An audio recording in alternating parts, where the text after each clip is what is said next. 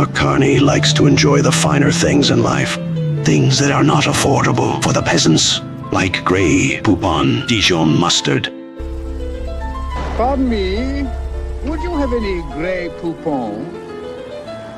But of course.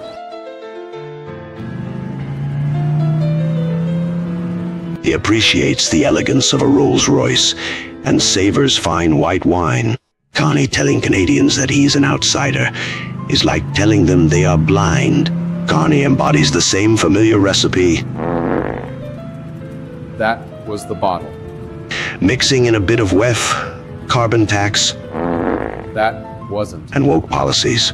While you endure hardships, he revels in life's finer plate of Grey Poupon.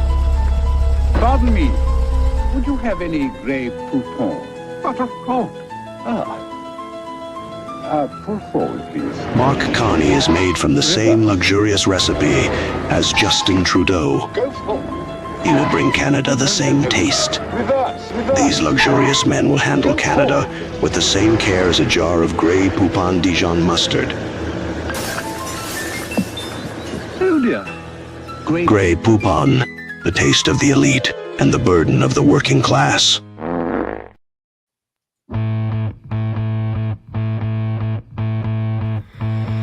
We're watching as the world's unmade and call it all our golden age.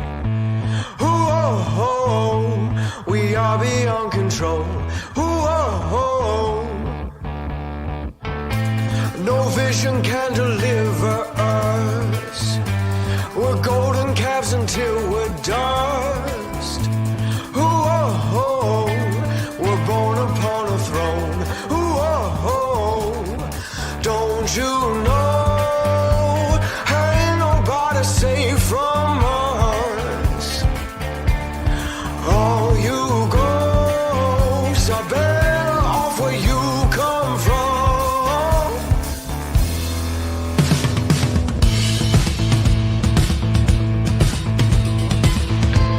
And I set out to tame the land with lion teeth and jaws of lambs. I'm drunk on the control. Until the fiction wastes away, until there's nothing left uncaged. And I am on my own. Don't you know, ain't nobody safe from us. All you ghosts are better off where you come from.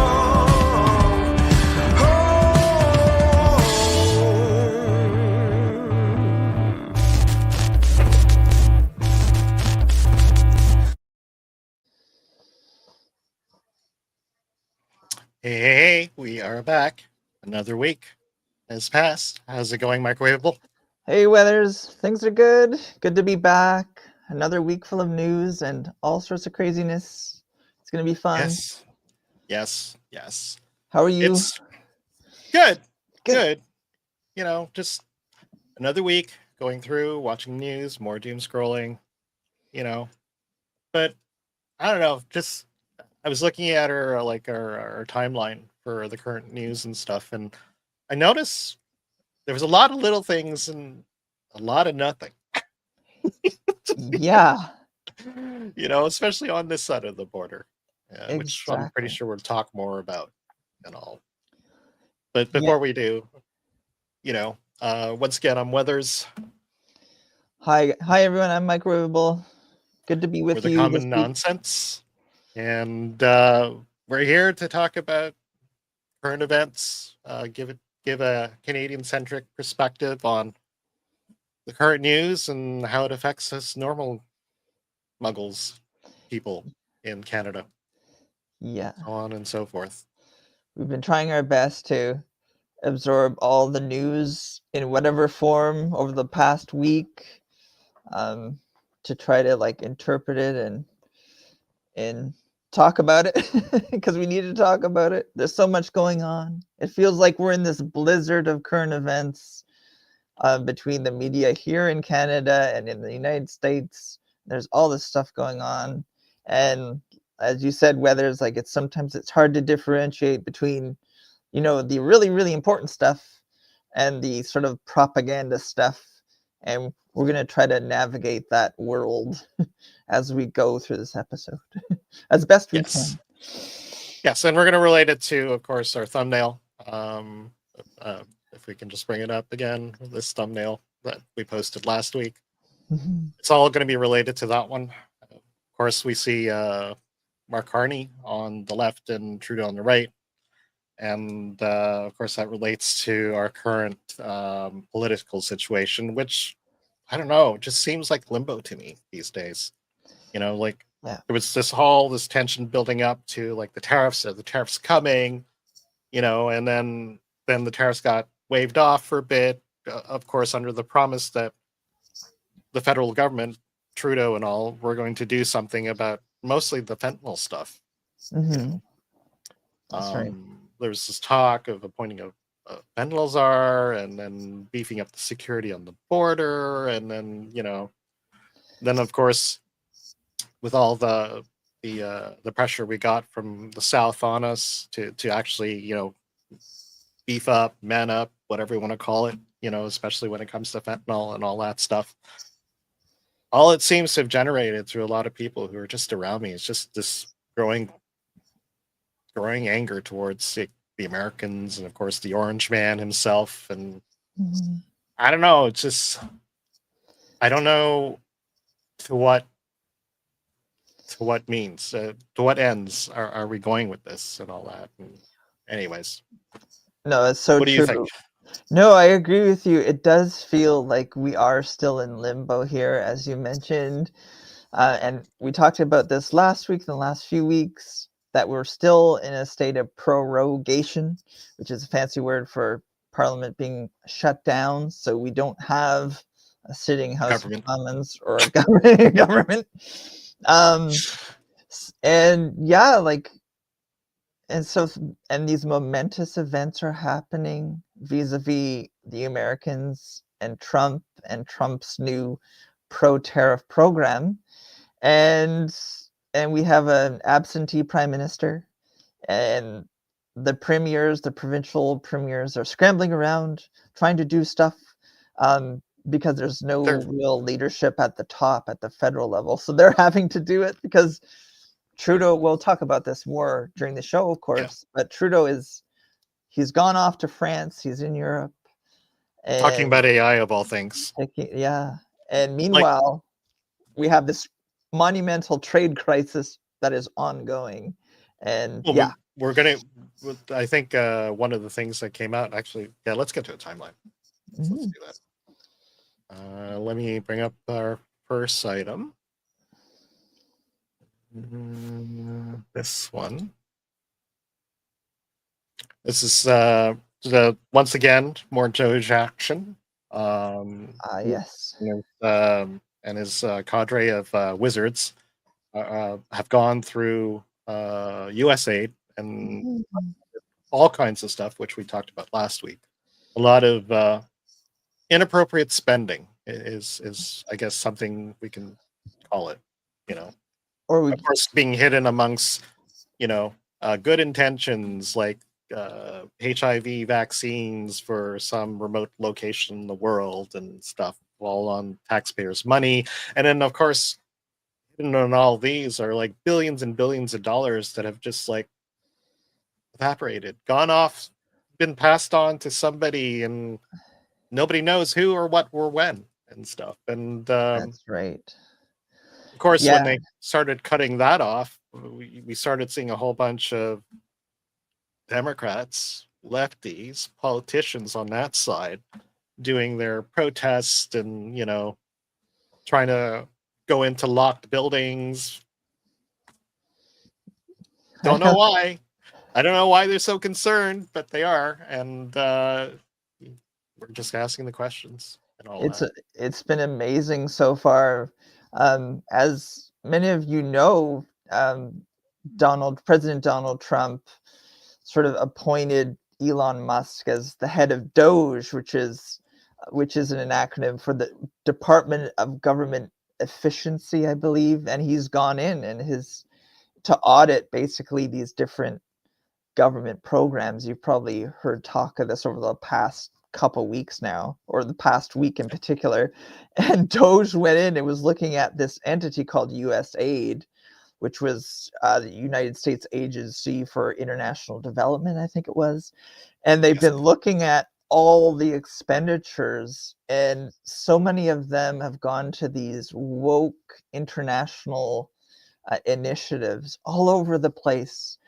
And it's had this ripple effect, like about what they were spending the money on, who is getting the money, for what purposes were these programs being enacted? Because the purported purpose for like an initiative in the Ukraine for or the big one that I remember was something about $50 million for condoms in Gaza or something, was one that got a lot of play over the last week. And and Elon Musk and other commentators were like, why are they spending all of this money? But a lot of this USAID stuff was also used to subvert other countries. So a means to sort of inject funding into like an organization or players in another country to subvert that country or to foment these revolutionary movements and stuff. And it turns out that, and sometimes in opposition to what, you know, like the American government wants to, like they might be in like discussions with that country, and all of a sudden they start talking about USAID basically going in there and doing stuff like trying to promote like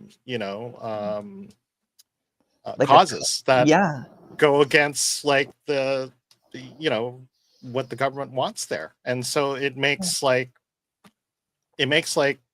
talking to the government really difficult, because here's this entity all on the American taxpayers' dollars. And I think somebody had described it as basically they thought they could do what they want with the taxpayers' money and didn't have any oversight with Congress or the president or anyone. that's right. You know, they were their own little entity that was spending billions of dollars. Billions of dollars on these like subversive initiatives in different countries, even within the United States. And also it turns out a lot of this USAID money was going to mainstream media outlets like Politico, for instance. Right.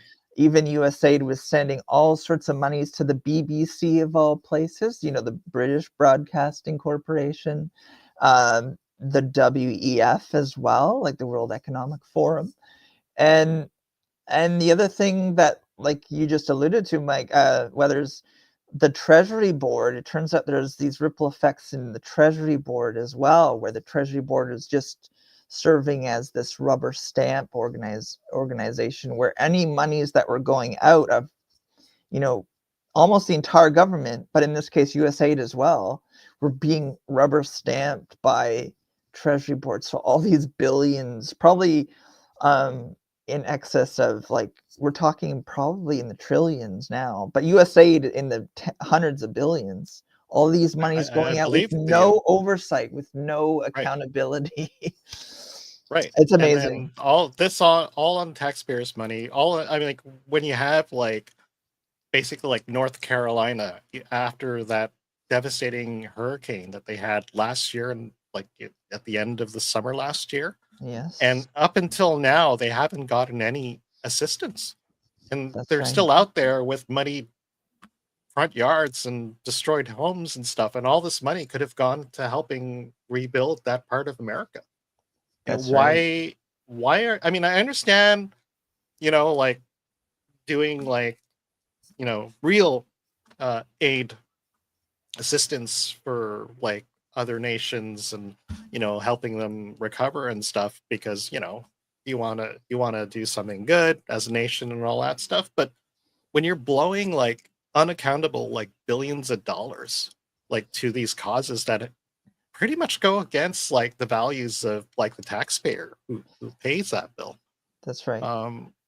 It's, I don't know, it's evil. It is, and it strikes everyone as this gigantic engine of funding wokeness throughout the world, left-wing initiatives, but also funding subversion in these other countries, and also like fueling corruption and money laundering. That it has all these implications for the misuse of taxpayers' money, right? Well, there's the one we got on that list there. I won't bring it up again, but basically, it was under the Clinton administration where they sent like $1.3 billion to basically build a power plant and a port because Jamaica had gotten hit by a horrible hurricane, which devastated a lot of their infrastructure. Maybe? Yeah, and the power plant isn't built. Neither is the port. Where did the $1 billion go? Exactly. Where did all the funding go? So anyways, so this clip that we have here is Donald Trump had Elon Musk over because there was like all kinds of outrage and people wanting like explanation of, or having these theories that, you know, somebody like Elon Musk would like go in there and do something with having access to their social security numbers and having access to all this information, and how can he be trusted? And of course they brought up other things because the left are the left and they like picking at stupid little things. I mean, I understand the concern, and like I said, the story is that Elon Musk had basically hired these, you know, code wizards, hackers basically, and I can understand the concern, especially since you know, the idea of a hacker like getting access to such numbers, you know, who knows? You know, I get it. I get the concern and all that. But anyways, like, I mean, especially the one they call big balls. Yeah, big balls. I know. It's so funny. And I get the concern, but but these guys are doing the work and they're brilliant. And actually what they're doing, from what I understood of kind of what the process is that they're basically using AI. They're training AI to look at like millions and thousands of lines of ledger and trying to identify potential problems, you know? Yeah. Anyways. I was just going to say that, so far, people have been saying that they've looked at 1% of the government apparatus so far, and they've already found hundreds of $billions worth of waste already. Savings. Yeah, and malfeasance and all this stuff, and they've only looked at a fraction of the entire managerial governmental apparatus, and it's astounding. And it's like, wow, if they look at even more, just imagine what they'll be able to find in terms of waste and corruption and so on. Of course, everyone's freaking out over the whole thing. So basically, Donald Trump has him over, and Elon's over at the Oval Office with his kid X, and he has him basically, do a brief explanation of what's going on. So let's play this. Tell me if you can hear it, by the way. We'll take some questions. Yep. Hear it? Yep. Sure. So at a high level, if you say, what is the goal of DOGE and I think a significant part of the presidency is to restore democracy. This may seem like, well, are we in a democracy? Well, if you don't have a feedback loop, FAX, we'd have to, if you sorry. So tell you, gravitas can be difficult sometimes. If there's not a good feedback loop from the people to the government, and if you have rule of the bureaucrat, or if the bureaucracy is in charge, and then what meaning does democracy actually have? If the people cannot vote and have their will be decided by their elected representatives in the form of the president and the Senate and the House, then we don't live in a democracy. We live in a bureaucracy. So it's incredibly important that we close that feedback loop, we fix that feedback loop, and that the public's elected representatives, the president, the House, and the Senate, decide what happens as opposed to a large unelected bureaucracy. This is not to say that there aren't some good. There are good people who are in the federal bureaucracy, but you can't have an autonomous federal bureaucracy. You have to have one that's responsive to the people. That's the whole point of a democracy. And if you looked at if you looked at the founders today and said, what do you think of the way things have turned out? Well, we have this unelected, fourth unconstitutional branch of government, which is the bureaucracy, which has, in a lot of ways, currently more power than any elected representative. And this is That's true. This is not something that people want, and it's not. It does not match the will of the people. So it's just something we've got to fix. And then we've also got to address the deficit. So we've got a $2 trillion deficit. That's a really good point to make that Elon's making here about the nature of the managerial state, where we have these elected representatives that turn over every 4 years, but you have this permanent bureaucracy that continues on no matter who is in power. And part of what they're doing is something that we sorely need to do here in Canada, is to go in to the federal bureaucracy, these different public bureaucracies, and try to get to the heart of inefficiencies. And that's something that very, very rarely happens. Well, and then when they do, and they make these committees to go investigate it, what happens? It goes into the ether after a while. Yeah, And everyone forgets. Nothing happens, right? Like, I think it was Scott Adams was talking about this the other day, that whenever there's talk about cutting the bureaucracy in Washington, everybody who has a vested interest in a big government screams bloody murder. And that's what happens here in Canada at every level. Anytime cutting or trying to find efficiencies comes to pass, there's always that, oh my goodness, you're going to, if we cut anything in the healthcare system, they make the whole argument system that will fall apart. Yeah, that your grandmother is going to be out in a snowbank the next day. And it's a false argument, because it needs to happen. And and Elon Musk is making this great point about making the bureaucracy accountable to the people. And they have a great mandate to do this. And I believe he goes on and he talks about basically having everything that he does, on X or something like that, like on an account on X. And if actually, let me play it. That's right. And if we don't do something about this deficit, the country's going bankrupt. I mean, it's really astounding that the interest payments alone on the national debt exceed the Defense Department budget. And that's amazing. Which is shocking, because we spend a lot of money on defense, but if that just keeps going, we're essentially going to bankrupt the country. So what I really want to say is, like, it's not optional for us to reduce the federal expenses. It's essential. Yeah. It's essential for America to remain solvent as a country, and it's essential for America to have the resources necessary to provide things to its citizens and not simply be servicing vast amounts of debt. Ce genre de subvention nous permet vraiment de penser plus loin.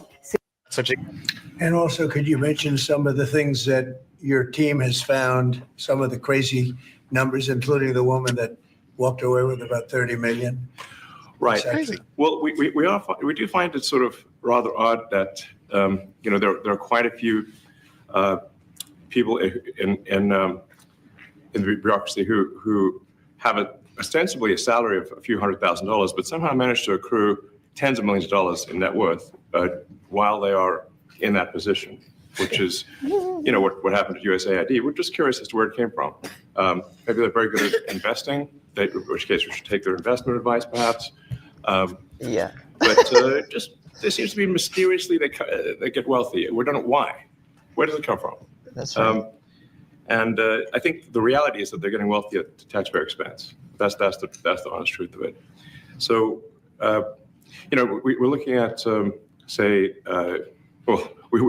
just, if you look at, say Treasury, for example, basic controls that should be in place. This is good that are right in place here. in any company, such as making sure that any given payment has a payment categorization code, that there is a comment field that describes the payment, and that if a payment is on the do not pay list, that you don't actually pay it. None of those things are true currently. So the reason that departments can't pass audits is because the payments don't have a categorization code. It's like just a massive number of blank checks just flying out the building. So you can't reconcile blank checks. You've got comment fields that are also blank, so you don't know why the payment was made. And then we've got this truly absurd, a do not pay list, which can take up to a year for an organization to get on a do not pay list. And this, we're talking about terrorist organizations, we're talking about known fraudsters, known aspects of waste, known things that do not match any congressional appropriation, can take up to a year to get on the list. And even once on the list is not used. That's it's amazing. my So it's like all these entities are on a do not pay list, and yet these They still get checks paid. keep on going out, and it's based on like the Treasury Board has just been rubber stamping all of this stuff using a system that is completely inefficient, right? And no accountability. No No accountability. accountability. No.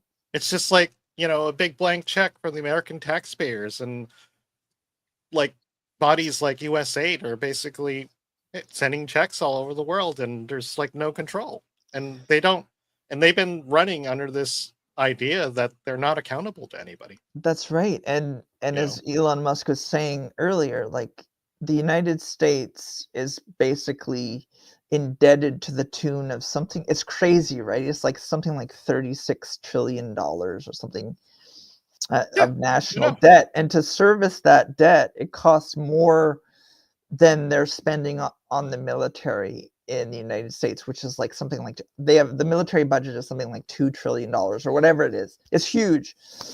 And one of the reasons that the United States is going broke and has this huge debt is because of stuff like this. Right. Because money. And that's why the smartest man in the world, who can out NASA by making reusable rockets, now has a team of hackers who are using AI to basically go through the thousands of lines of crap accounting, where I guess all these officials thought that it's so overwhelming that no one would be able to find out what they were doing. Well, That's right. Luckily this guy knows how to use AI. Yeah. And it's like when there's that, when there's that complexity in a system, so often that's an indicator of fraud. Yes.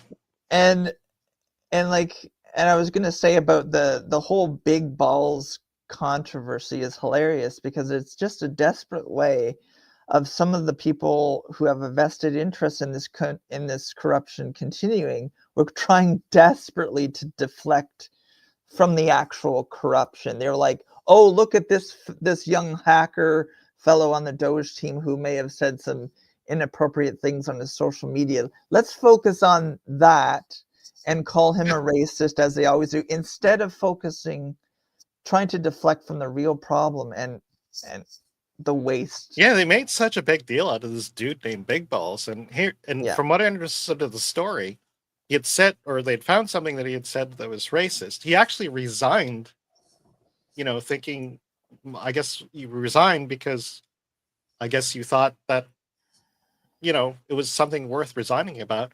And then Elon Musk went on X and asked, well, should I ask him back and stuff? And everyone on there just basically said, yeah, give him a second chance. If he's doing the job, fire him if he's doing a bad job. But apparently he's not. Here's the other thing. They're ragging on the fact that a young kid who's a hacker, well, he's a hacker who apparently started all kinds of businesses and has become pretty wealthy and self-sufficient because of it at his age, you know? I mean, if of all the people who should be doing these things, it should be bright people like that. That's right. Like Big Balls, And even JD Vance came to his defense and said just because he said something inappropriate doesn't mean that his life should be ruined, and that the whole the whole premise of the story that they're not talking about is the fact that they're trying to deflect from this abject waste and corruption that is going on. And I guess what we could do, stupid commercial. Sorry about that. Come on. I'll just bring this up. Oop. Hang on. Sorry about that. Let me Oh, just that's bring that okay. up. Share screen. Here it is. Sure. This one. I guess this is the news about this. Yesterday, after being Bring it up. linked to racist social Hear media that? Yep. account that appears to be connected to that staffer, 25-year-old Marco Elez, posting in December, quote, "I just want a eugenic immigration policy." In September, there was this, quote, "normalize Indian hate." Coming to his defense today, the Vice President, J.D. Vance, whose wife and children, of course, are Indian Americans. Vance posted, quote, "I obviously disagree with some of Elez's posts, but I don't think stupid social media activity should ruin a kid's life." Right. There you go. Trump backing him up.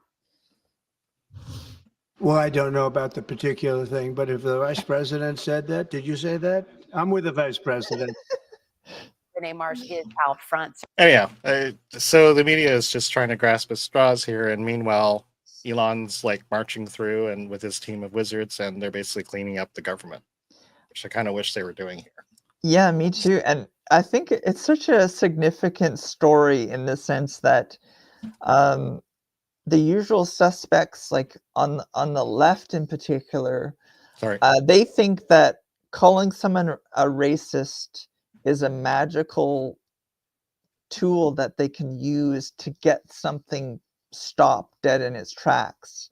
And it's not working. This is an instance where it Not anymore, hasn't it isn't. worked. And it's really great that that's the case, that they're like, okay, he may have said some inappropriate things, but that doesn't mean we're going to stop what we're doing in auditing the bureaucracy, USAID in this case, and it'll be in different departments as they go.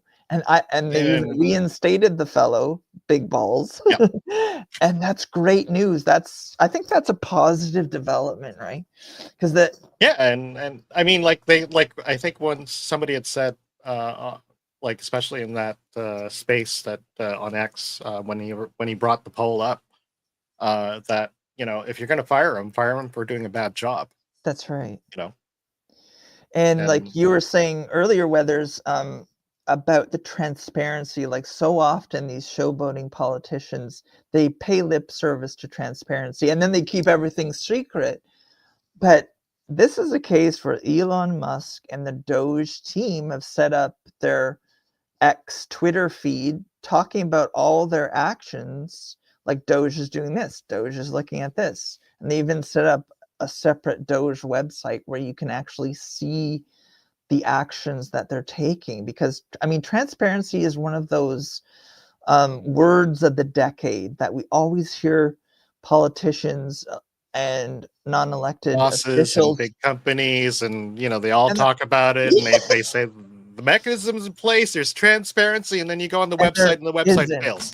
Exactly. And there's no transparency and there's all this secrecy, right? A lot of red tape, bureaucracy, especially like stuff like things like secret documents, and they have this whole system where you have to go someplace called the SCIF, and so like only people with a certain top secret clearance can go to this SCIF and view the documents, and when they get the documents, most of the documents is blacked out. Yeah, it's all redacted. This is transparency. Right? Yeah. Anyways, they're addressing it. I think they even yesterday I heard what's her name? Anna Paulina Luna. She's yes. Yeah, she got appointed for the oversight committee to basically find out the real truths behind stuff like the JFK assassination. Dig through the documents, come out with an official word on what the real truth is. Yeah. No matter what it is. And apparently she listed off things like, I think one of the first things was the JFK assassination, because for many years, people have been asking, were there one gunman? Were there two? I mean, who funded these gunmen? Was it the mafia? Was it Cuba? Was it America? The CIA? And I've watched the JFK movie by Oliver Stone, and it's freaking frustrating. All this buildup, and in the end, you figure out that no, they're not going to tell you, and everything's hidden behind secrets, and so stuff like the whole idea of conspiracy theory and conspiracy theorists comes from this, and it comes from a mistrust of the government, and we can't have that. Like these so-called, like conspiracy theorists or rumors or stuff like that. Of course, they're being generated by people who only get glimpses of the truth. So of course, there's all this extrapolation going on, and people are like speculating about what really is being concealed, what's being hidden from us, what really went on. And it'll be interesting to see if she comes up with anything, having looked at these documents, or if anybody else going through them comes up with all this other information and stuff like that. It'll be it's an interesting time. It'll be cool what people dig up. Yeah, I'd actually like to know what happened. If there are such thing as UFOs, because apparently that's another thing she's going to be addressing. Like all this, the government doesn't want to talk about UFOs, or the government, has all this evidence that it doesn't want to tell us about. That's right. And all it does, really, it ruins this idea of transparency. And without transparency, you have mistrust, and you have lunatics running around the place, and you'll only have them because you're not telling them the truth. Mm-hmm. Everything's so hidden, and there's like this separation of, the proletariat and the plebs, and the people who have the secrets and the people who don't have the secrets, and the people who don't have the secrets are being lorded over by the people who have the secrets and stuff. And it's got to stop, Yeah, like when before was it before Christmas? It was after the election and before inauguration, December and late November. Remember, we had all those drones that were off the east coast of the United States, and people were like, "What is going on?" And there was from the Biden administration, there was no articulation of what was happening, right? And people start to speculate, well, if this is going on and they're not telling us what's going on, are they trying to deflect from other stuff going on behind the scenes over here? And then there's like speculation. Was it from Iran? Because there's apparently there was this mothership off of the coast from an Iran ship. And and then apparently it was all it came down to was basically it was something that the FAA and the government of the time, the Biden government, had approved. And why were they doing it? Yeah, we don't even know. And we do know that it was under them. It was nothing to do with Chinese. It was nothing to do with the Iranians. No, and American. This is all government. And so what's the next question? It's like, why were they up there? Yeah. What were they trying to hide? But they were deflecting using this, and it took Trump getting in to shed some light on what was actually happening.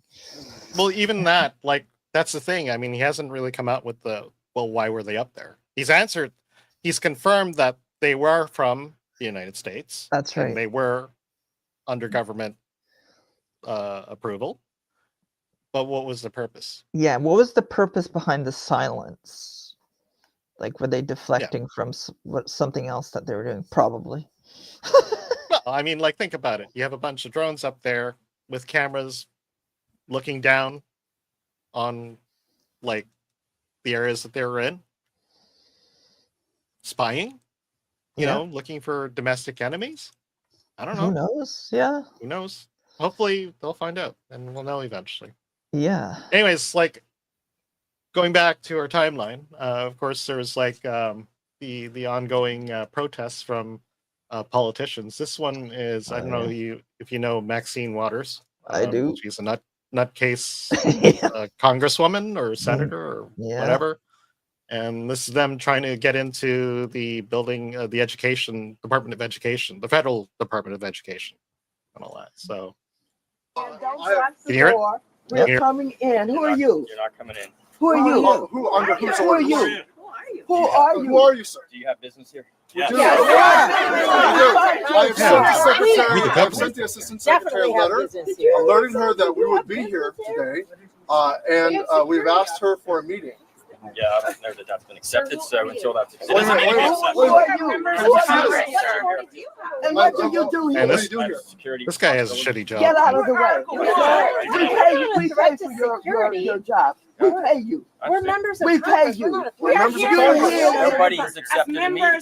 You Wait a are. minute, we haven't heard that from the secretary. We haven't heard that from the spokesman. I'm relaying Okay, that. but You are not the spokesman for the department. You are a I'm the- security guard. Can you identify? I already did.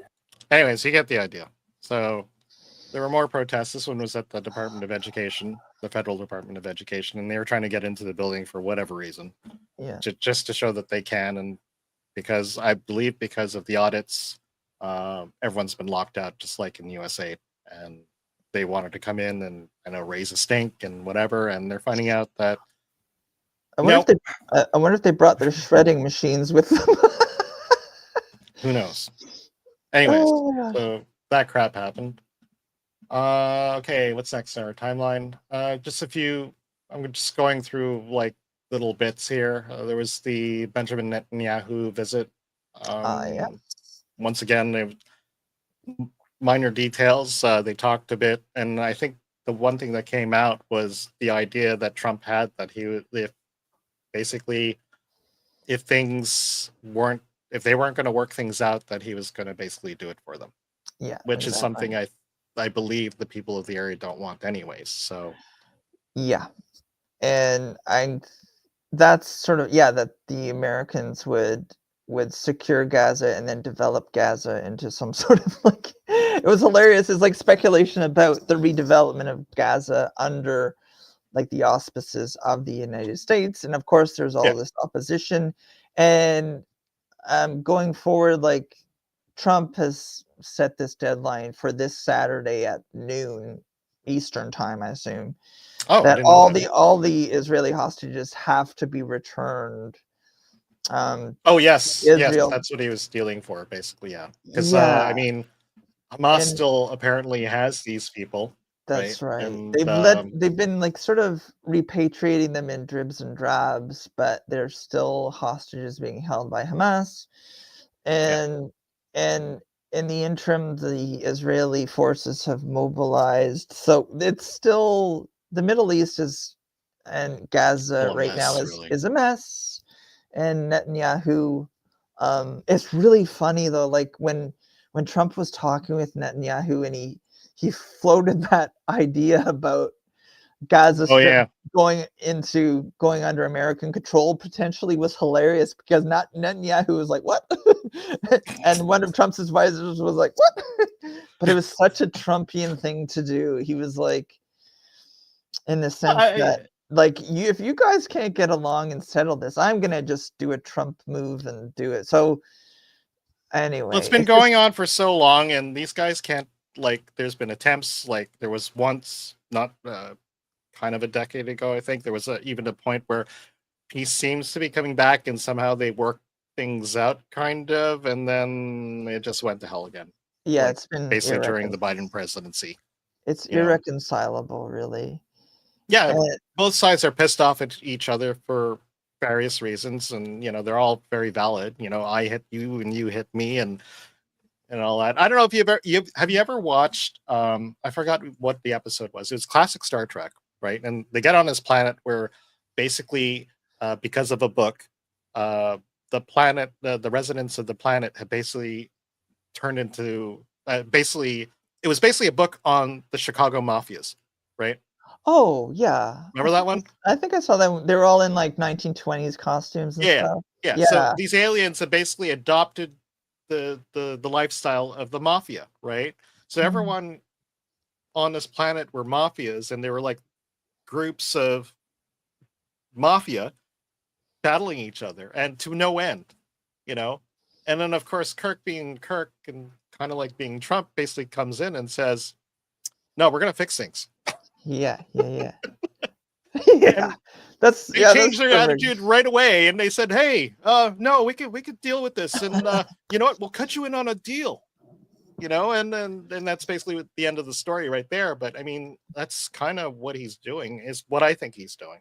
I think he's like, you guys can't, you're at loggerheads and have been forever, so I'm going to do something that he may or may not have talked about before. Like, what I get the impression of Trump is like a manager in the public or private sector that he was, that manages by surprise. Like, those types of managers where they keep everybody on their toes because they won't even talk to you about something, and then they'll come out with something in public in front of everybody. And he's done it. I had a many manager times. like that in the public service one time, and he was notorious for, like, in front of everybody, he was like, okay, now you do this and you do that. Well, it's the whole tactic of keeping your opponent off balance all the time. Yeah. So he's just like just like DOGE, just like like how he deals with Democrats and all their wailing and all that stuff. He's basically hitting them with all kinds of stuff at the same time, and they just don't know what to do. That's right. I mean, from what I heard, yeah. Go on. No, I was just gonna say, even Netanyahu here, because the power of the Israel lobby in the United States is huge, right? And Israel so often gets what it wants from the US in terms of money and support and everything. And yet Trump is very interesting as a maverick in, like, the way he deals with the Israel lobby and people like Netanyahu. Because from what John Mearsheimer, he's one of these political science guys who keeps tabs on the Middle East. John Mearsheimer said something about Trump, like, Trump probably can take or leave Netanyahu, probably doesn't really have that much respect for him. And I thought when he came out with his Gaza plan, I thought that was a very Trump thing to do. But he probably maybe he didn't even talk to Netanyahu before he even said it publicly. And I think that is so funny. It makes me laugh. Oh my God. The best, at least from my point of view, the best I could hope for these, the Middle East, is that they get their shit together before Saturday. Yeah. And figure things out, because he ain't messing around, and we already know what he's like. Exactly. Like, he said, like, very cryptically, that all hell would break loose if Israeli hostages weren't released by Saturday at noon. Well, one of the very first things, I think, didn't he bomb like one of the terrorist groups, like eliminated them, like they were hiding in a mountain base, and then he just deployed the military, and they just dropped the bomb, and boom, gone. Everyone gone, dead. I think he was hitting ISIS targets in the first week in office. Yeah. In January. Yeah. And that kind of that story just kind of like was like, whoop. Yeah. Yeah, you could I even thought we even had that queued up, but we never got around to playing it. Anyways, let's keep going our timeline. We got more stuff to go through. So anyways, there's a few more other things. There's, of course, the ongoing Senate confirmations of Trump's cabinet. To just today, Tulsi Gabbard got confirmed as Director of Intelligence. I'm kind of happy about that. I like Tulsi Gabbard. Yeah.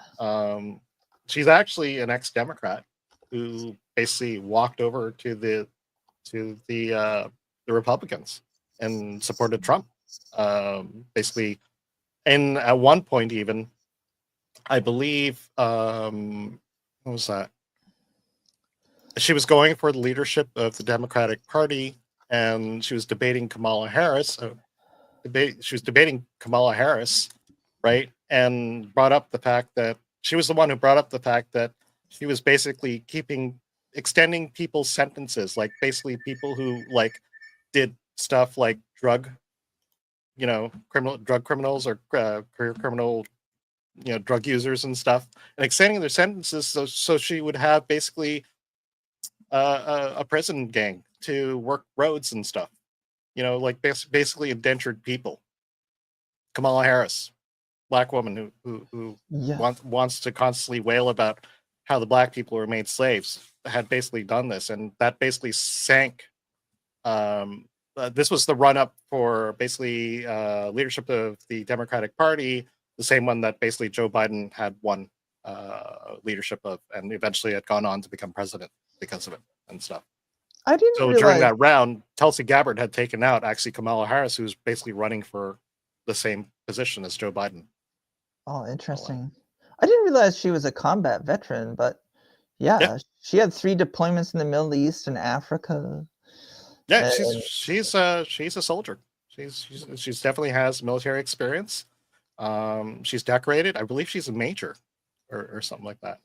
Very cool. Yeah, very cool. I've seen her on Joe Rogan. I really like her a lot. She's well spoken. Has love for her military brethren, and a lot of her concerns are basically, I think her main thing that she has constantly voiced about is not needlessly sending like the soldiers of America into these wars across the world for profit, basically, you know. Yeah, and that's not wasting soldiers' lives on things that have nothing to do with the American people, you know. and that's a sentiment that's sorely needed, and I think Pete Hegseth would like share that sentiment, being a veteran himself and trying to keep the United States out of these forever wars, especially in the Middle East, like Iraq, Afghanistan, and the costs, not just in terms of lives, in treasure, but in lives, right?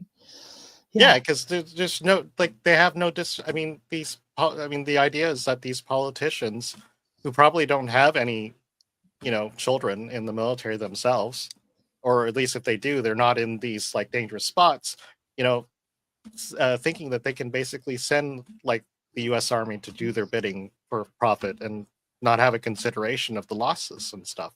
Yeah, you and know? for whose interests were those wars undertaken, right? Is it for the American interest, or is it for you know, The elite. Israeli interests, or, you know, stuff like, because that's the criticism that a lot of people have leveled at, you know, conflicts in Afghanistan and Iraq. Were they really for the interests of United States security, or was it more of an Israeli security or Saudi security implications? And the other thing that they're going to probably get into eventually, if Elon Musk and DOGE keep rolling, is an audit of the Pentagon, an audit of the Department of Defense, and what types of terrible waste who have never passed an audit.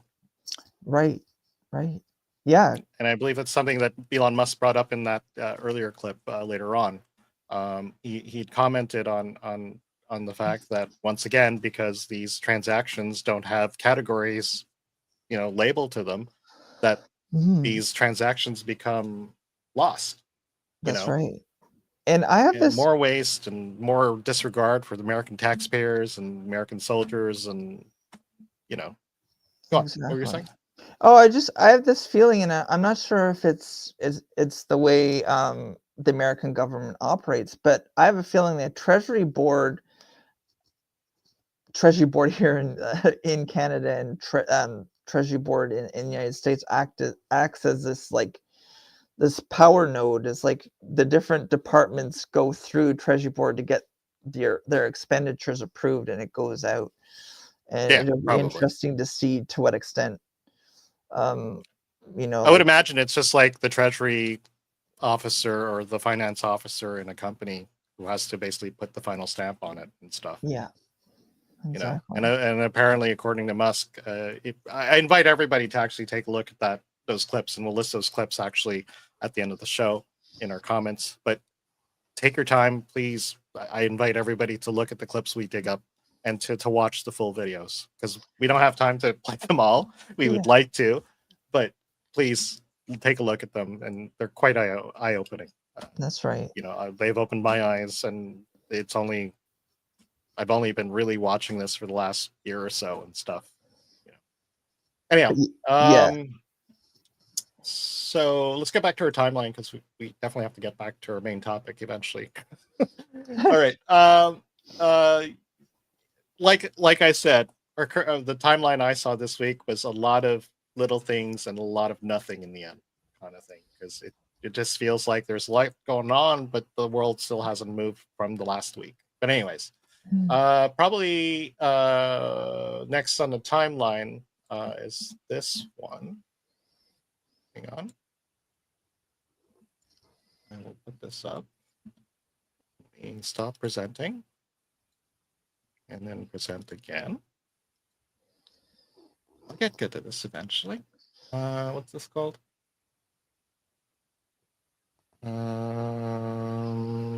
There it is. This one.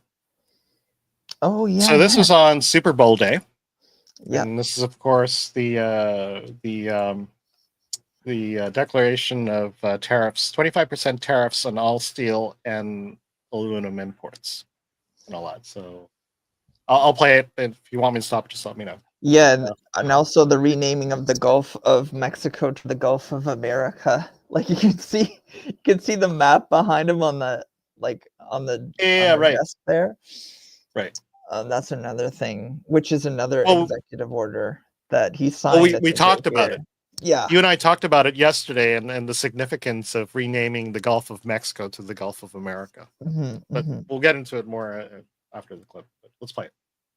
And we're flying You can hear it, right? over it right now. Here? Yep. So we thought this would be appropriate. Even bigger than the Super Bowl. This is a big thing.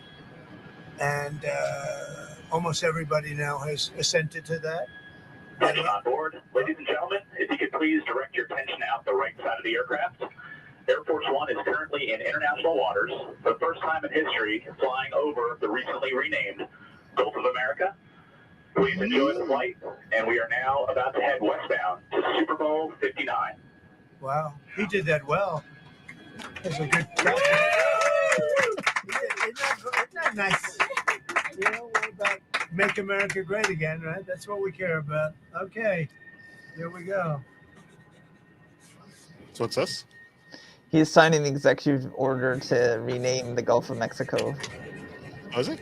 Okay. Yeah. So this is a famous pen now, and we'll put it with something. I'll ask you to do whatever you think we should do with it, Mr. Secretary. Do you want to talk about, Doug, Secretary of the Interior, and also working with Chris Wright on extracting vast amounts of oil and gas and making our country rich? Would you like to say something? Well, with the Gulf of America, this is a historic day. We want to thank President Trump. His executive order is what set this in motion. We signed a secretarial order as Secretary of Interior directing the U.S. Geologic Survey, who is responsible for the database, which is the Geographic Names Informational System. And so just prior to this signing, if you will, the button was pushed. It became official with this proclamation to call today Gulf of America Day. But now it's going out. As we're sitting here right now, our team is calling all the map providers. So Google Maps, Apple Maps, all the map people. That change will take effect this afternoon to Gulf of America. So again, fantastic.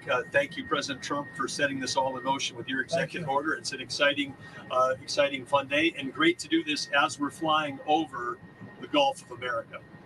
We thought it would be very appropriate. Kathy, thank you very much for being here. So it's been a very important part of his life. And who knows what would have happened to him without you? It might not have been good. Here you go. Okay. Have you talked to Mexico about this? Actually, interestingly, I've never spoken to him about it. It was our call. And I have not. You had an interesting comment on this when we were talking about it. Like, what did you say about why he would do this? Oh yeah, I think it's just I think it's just a pure it's a very Trump thing to do, and it's part of his installation of national pride, or trying to foment this nationalistic sense of identity. And I think that's what he's doing, and he's also trolling the Mexicans right on top that of it. I thought, yeah, that was more specifically what I thought I wanted to talk about. this is basically not more. This is a little more than a trolling tactic. This is once again just like how he announced that he was going to do something about Gaza, right? With Yeah. Netanyahu there giving him like double takes. Oh yeah, like Basically, like managing by surprise kind of yeah, thing. Yeah, because you it know, the and whole yeah the cartels basically, and yeah, Mexico and how they're tied together, and this is and it's basically part of one of that. those. Yeah, this is one of those intimidation tactics that he's basically about. Exactly. It's very unique and also hilariously Trump because and it goes along with renaming Mount McKinley after it had its other name, which was whatever the heck it was, and it Which one was McKinley? it's Was their highest peak, I guess. they rename it to? It was Mount McKinley originally, and then it was renamed something. I can never hold on to it. And now, and Trump signed that executive order, restoring that namesake, and it's all part of his, this Trumpian nationalism, like this nationalistic sentiment, and he's doing all sorts of things like that are nationalistic but also populist, right? It's one of those feel good things, like, and I would put that up there with, as you said, and it's sort of like a shot across the bow to the Mexican cartels and the Mexicans and Scheinbaum and all them, and right, yeah, exactly. And then, of course, in the same flight, I've spoken to them about many other things, but I haven't really talked to them about this. They have never brought it up. I'm a little surprised at that, but they've never brought it up. Sir, can you tell us about your conversation with Vladimir Putin? I don't want to do that now. No. We're trying to end that war. It's a war that would have never happened if I were president. It would have never happened. But we're making progress, but I can't tell you. You suffered a couple of court losses, Mr. President, and J.D. Vance said judges aren't allowed to control the executive power. What's your take on that? Well, we're going to see what happens. We have a long way to go, and we're talking about fraud, waste, abuse.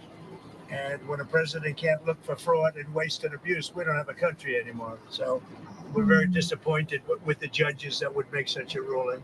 But we have a long way to go. We have to find all of the fraud that's going on. We have tremendous fraud, tremendous waste, and tremendous abuse, and theft, by the way. And the day you're not allowed to look for theft and fraud, etc., then we don't have much of a country. So no judge should frankly be allowed to make that kind of a decision. It's a disgrace. Mr. President, a few years ago, Gulf of America, Canada, Greenland, Gaza, all these are very muscular foreign policy. How does this align with America first?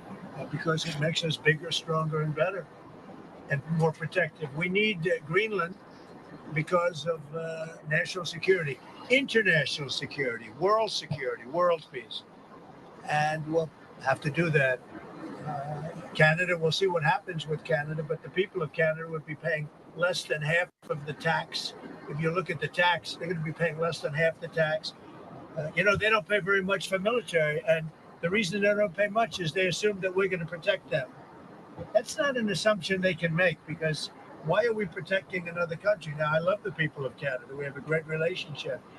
But if they became our 51st state, it would be the greatest thing they could ever do. It would be unbelievable. It would be a cherished state. And think of how beautiful that country would be. Well, yeah. Anyways, he just goes on, and we know about this, and we know what this is, the sentiments that it's generating between our two countries, of course. That's right. I'm honestly on two minds on this myself. Mhm. Like, I love our country, and the thought of losing my own country. The problem is right now, we're not. There's always this question of people assume that we're owed our sovereignty and stuff, and this is one thing I kind of want to bring up. It's sort of like, when you ask what's there to be proud about Canada at the moment, it's kind of hard to answer that question. I mean, you can go into the mountains and the environment and the people and the sentiments, how we're kind of different than the Americans and all that. Yeah. But in the end, I mean, you and I talked about this. If you can't defend your borders, if you don't have the economics to back up your country, if you're constantly depending on your big brother, basically, to be respected. I mean, where does our respect come from? And to anybody from Canada who's watching this show, I mean, I constantly want to bring this question up. You can tell me about all the things we can be proud for and stuff, but in the end, if we can't defend all that, if we can't back any of that with bucks, what kind of country are we? Yeah. And that's a key point to make, and we've talked about it in previous show about the need for Canada in order for Canada to maintain its sovereignty, we have to be able to secure our borders, and we need a military or a paramilitary force that can, take care of border security, take care of the Arctic. And the Arctic is going to be a major source of it, like battleground in the future because of the Northwest Passage, because of its vast store of natural resources in oil and gas and rare earth minerals, and the fact that the Russians are right there over the pole, and the Russians, the Chinese, the Americans have been all trying to stake their claim in the Arctic, and yet Canada, technically, that is our sovereign territory, but we just don't have the military resources to secure it, to police it, to patrol it. And I mean, that's just last year during or even during the Biden presidency, there was even one point where they started finding basically these Chinese installations or these Chinese equipment, weather equipment, or some kind of they're challenging our sovereignty right there, and that's right. And that's we're not doing anything about it. And that's something that Pierre Poilievre spoke to, right, in his press conference. If we have time to view it, that when he was up talking about these Chinese incursions and the need to reassert ourselves. And it's like the Canadian Rangers that are operational in the Arctic, a lot of the times there's like 5,000. They're designated as a paramilitary group. A lot of them they're Inuit and white people who are really, really skilled at operating in these cold weather environments, along with the Canadian forces, but they're just very small. There's 5,000 of them. And Canada has some of the best cold weather troops in the world, except we're small in number. Like there's only, I think, 68,000 roughly regular force soldiers in the Canadian military. And that's so very small, relative to our landmass, which is huge, right? Well, he's right. I mean, like when he said that, if we get invaded, we expect the Americans to defend us because, I mean, they are good soldiers. We have good soldiers here, but we don't have very many. That's right. Not enough to defend our borders. And for the longest time, I mean, I had this argument with a friend of mine yesterday. For the longest time, like we're relying on America for 80% of our sales, so selling our gross national product too, so we're very dependent that way, and on top of that, on military, because let's face it, if the Chinese or the Russians were to come invade us, I mean, we can't even keep Chinese, detection equipment off our own northern border. That's right. And stuff. And that's one of those things that it's hard to hear about that because it is true. It's one of those things that it's embarrassing, and that I wish, and I know you, Weathers, we wish we could exert our sovereignty, because sovereignty isn't, we've taken our sovereignty for granted, and Trump has essentially called us out on it. I mean, Trump isn't doing this out of the goodness of his heart. I mean, there's so many resources in the Arctic and in Canada that the Americans would love to have their hands on. Our oil and gas, rare earth minerals, all sorts of other minerals, the untapped resources of the Arctic, along with, the potential for the Northwest Passage becoming this key international trade route in the 21st century, and that's why all the great powers, China, Russia, America, want to have their presence in the Arctic, and that's why Trump's also going after Greenland and is talking about purchasing Greenland from the Danes and everything. So he's talking about hemispheric defense. He's talking about the geopolitical nature of North America and trying to, exert. I mean, and he's serious about it. Like, we have to take him at his word at this point. I mean, I honestly don't blame him, because we're obviously not taking care of our own country, and it's strategically it's a danger for him. If all of a sudden we can't defend our own borders, and the Chinese and the Russians are basically leeching off our natural resources, which hypothetically should be ours, but we're not really doing anything with. We're not developing. We're just leaving it up there. That's right. That's a danger. Or if we can't stop, like, an invasion from the north, and he has to deal with it. Exactly.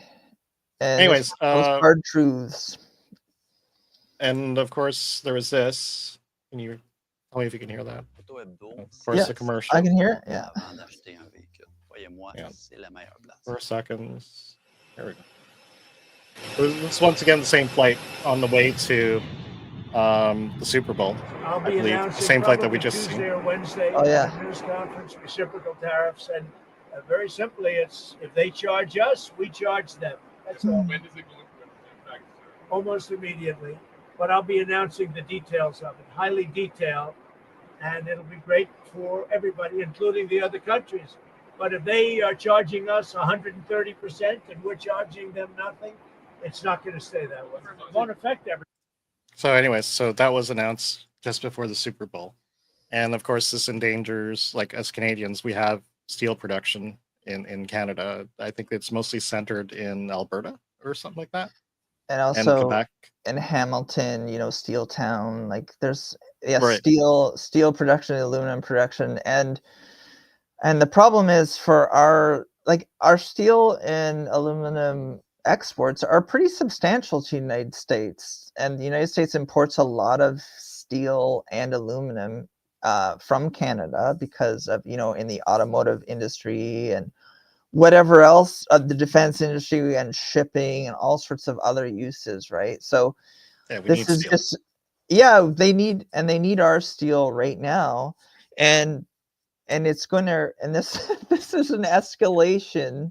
I mean, he's imposed a 25% tariff on I did not know it's a tit for tat thing, right? Right. It is. So that means that we charge them on the steel that we import right now, currently, and they don't charge us for the steel that they import. Right. Right. And this tariff is to basically somewhat equalize all that. And it would also stack with any generalized tariffs. That's my understanding. Like when Trump, you're right. You're probably right. It would if we have that reprieve now, that 30-day reprieve of the 25% tariff on Canadian goods, this additional steel and aluminum tariff would stack with the other 25%, right? So it would be like as far as I understand, it would be a 50% tariff on steel, aluminum from Canada, and it's going to hurt the American economy as well because of the Americans' reliance on Canadian steel and aluminum, but it'll also hurt us. Well, like all our steel industries wouldn't stand a chance with the 50% tariff, right?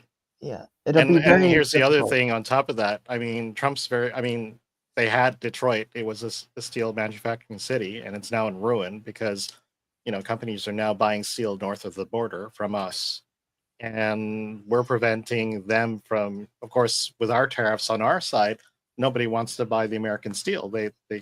So there's this barrier. And there's also a lot of products being manufactured in the States that we import that require Canadian aluminum and steel and all this. So it's going to hurt on both sides of the border because of the integration of our economies. But I guess the question remains, like, can Canada endure this type of tariff war longer than the Americans can? And I have my doubts because they're just so much bigger than we are, right? And we've talked about this before. In a lot more ways than people will want to admit. Yes. Exactly. And it's just it's bad. Yeah. Anyways, Uh, I'm going finishing thought. Oh yeah, and just that we have an absentee prime minister who's in Europe right now, and he's not addressing these issues. He's addressing them kind of from another continent, and it's really Well, a sad to state the of point, affairs. we even hinted on in the beginning that the provincial ministers, right, are now in Washington right now. Yeah, right now. At some kind of forum that they've created, and trying to talk to business people, and hopefully trying to talk to Donald Trump to kind of stave these new tariffs and the oncoming tariffs at the end of this month, which I can't even understand why our own prime minister isn't doing shit about it. That's right. He's in France right now. Apparently, he's there primarily for the AI conference that JD Vance is at. Actually, the vice president of the United States. He's there doing a talk, and he's meeting with Macron. And I was talking with a friend yesterday, like I told you, and I brought up, like, what the hell is he doing in France? He should be here doing stuff. And it's sort of like this whole argument. Well, he's trying to strengthen relationships with France, and it's sort of like, what the hell do we sell to France? I know. they don't like outsiders. As far as I know, and I don't think we have any strong economic relationships between France. I don't think we import a lot of stuff to France, who is across the ocean, by the way. Yeah. And like, going back to the topic we should be on, where the F is our prime minister? Yeah, the subtext and the implication is that he's hiding, and I think he is hiding, and he's every once in a while he emerges to give some sort of statement from Europe about these tariffs that are the most impactful things that are happening now. And as you said, we have a contingent of our provincial premiers down in Washington right now trying to talk to the American officials. And normally, in the normal course of events, that's something that's addressed by our federal government, right? I mean, sometimes, their provincial Well, it's international. will go. It's international. And the premiers have been forced to do this type of negotiations because Trudeau himself has been avoiding it like the plague. And he's been hiding from Trump because they don't like each other. That's my take. He's anyway. still, apparently he's resigned, but still he's the acting prime minister, and he's doing F all. Yeah. He's gone to France, to apparently strengthen relationships between Canada and France. And I keep saying, well, what the hell is he doing in France? It's not like it's going to resolve our problem that we're 80% dependent on the Americas to sell our products. Yeah, and he our minerals should and be resources and talking stuff. to the Americans, and he's not doing it. And Weathers and I even speculated earlier, like, because JD Vance was at the vice president of the United States, was at the same conference as Trudeau, and we were speculating, did Trudeau even talk to Vance? And I actually saw like a still photo of Vance and Trudeau talking to each other. Well, at least glaring at each other. So we don't even know. And there's also, during JD Vance's speech at the AI conference, he said something about AI and the implications of having authoritarian regimes use AI to like repress its own citizenry. And then they panned to Trudeau, and Trudeau's like like that. He's like woke up, and it was. Well, it was he knows brilliant. the playbook. And it was almost he knows like that playbook. Yeah, because and I think it was a troll aimed at Trudeau in the audience, which was pretty cool, I thought, because he deserved that in light of the truckers and It's other almost in stuff. line with like the Elon to Bob Iger moment where he Yeah. Basically told him to F off. Hey, Bob. Yeah. It was almost that moment. Anyways, going to our main segment about the two people who are supposed to be leading the Liberal Party and is supposed to be leading our country. We start with Dougie Ford over here, who's in campaign mode, basically for his seat again. He is, and he had something to say about Trudeau's inactivity. So let's play this. My question is, Tell me, you can hear that, right? Yeah. to Prime Minister Trudeau, where is the fentanyl czar? It's been now 5 days, I believe, and time is running out. We can't be waiting till the last minute. Please appoint a fentanyl czar. Start showing the Americans what we are doing. Show the Trump administration that we have helicopters and fixed wing aircraft and boots on the ground and boats in the water and ATVs up and down. That's what Ontario is doing. But we need to see action from the federal government. Anyways, so Doug Ford had called him out on that. That was one. So there, like I said, I mean, there was all this happening, and we got the reprieve from the tariffs at the beginning of the month, February 3rd, right? And then it's like, there was a big relief on all of us, of course. We were relieved, you were relieved. It was like, oh my God, the world's not ending and all that stuff. But it's now been, we're now 10 days. So now 7 days, right? Yeah. Since the reprieve. And Trudeau's gone to France. Exactly. Trudeau's not in Washington right now, but the ministers are. The provincial ministers are. That's right. And if he's resigned, then where's the next prime minister? Mm-hmm. And it's sort of like, it's been 3 terms, right? That basically Trudeau's been in power, right? Yeah, since 2015. So we're going on a decade here. We're almost going on a decade. And the reason why we're here is because the government's done really nothing to make us, secure from all these problems we're coming through. Well, that's coming to us right now. The fact that, it doesn't matter who called us out. If you ask me, it could have been Orange Man. It could have been some other foreign country. But the fact is that we've relied on America, and this government's doing nothing to break this dependency. If we want our sovereignty, this government is doing nothing to do that, to improve that. And That's right. I think on top of that, it's like when I ask myself, well, like how has come down to this? Why are we in this predicament? And the only people I can blame is us. We're the ones who vote them in. We could have voted them out a while ago. And a lot of it is just this assumption, like my friend yesterday, just assumed that America could be a reliable trading partner and would always defend us and whatnot. And then we just got called out. And they're right. We've done nothing to earn our sovereignty. Mm-hmm. Really, and so that really got us on basically looking up stuff about liberals and more directly the leader, who's been the leader for the last 3 terms.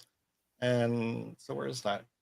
And I was just going to say, whether it's that the other thing here that Ford is talking about, and about fentanyl, and it's been a real issue for Trump, talking about having fentanyl coming through the northern border from BC primarily, like Chinese triad gangs and Mexican cartels seem to be working together in order to take precursors that are being shipped from China and manufacturing in these large super labs in Vancouver, in Canada, in BC and elsewhere, and then having that stuff shipped into the States. And the guy that we talked about last week, Sam Cooper, who is a really good investigative journalist, he has his own Substack, and he's really has his finger on the pulse of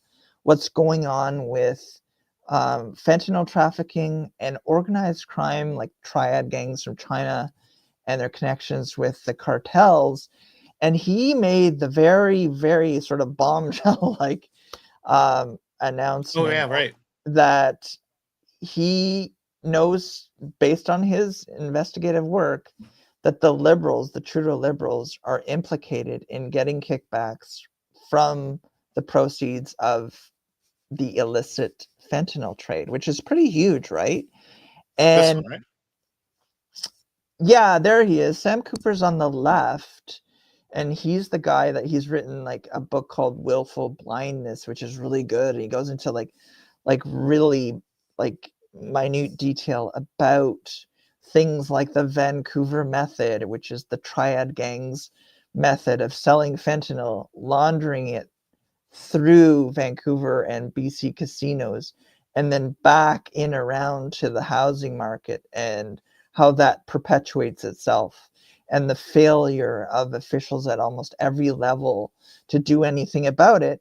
And he says right here in this clip that the liberals, the Trudeau liberals, are implicated in taking kickback money. And funny thing that a lot of these permissive legislative actions about hardcore drugs have been pushed through by the liberals at the federal level, at the provincial level.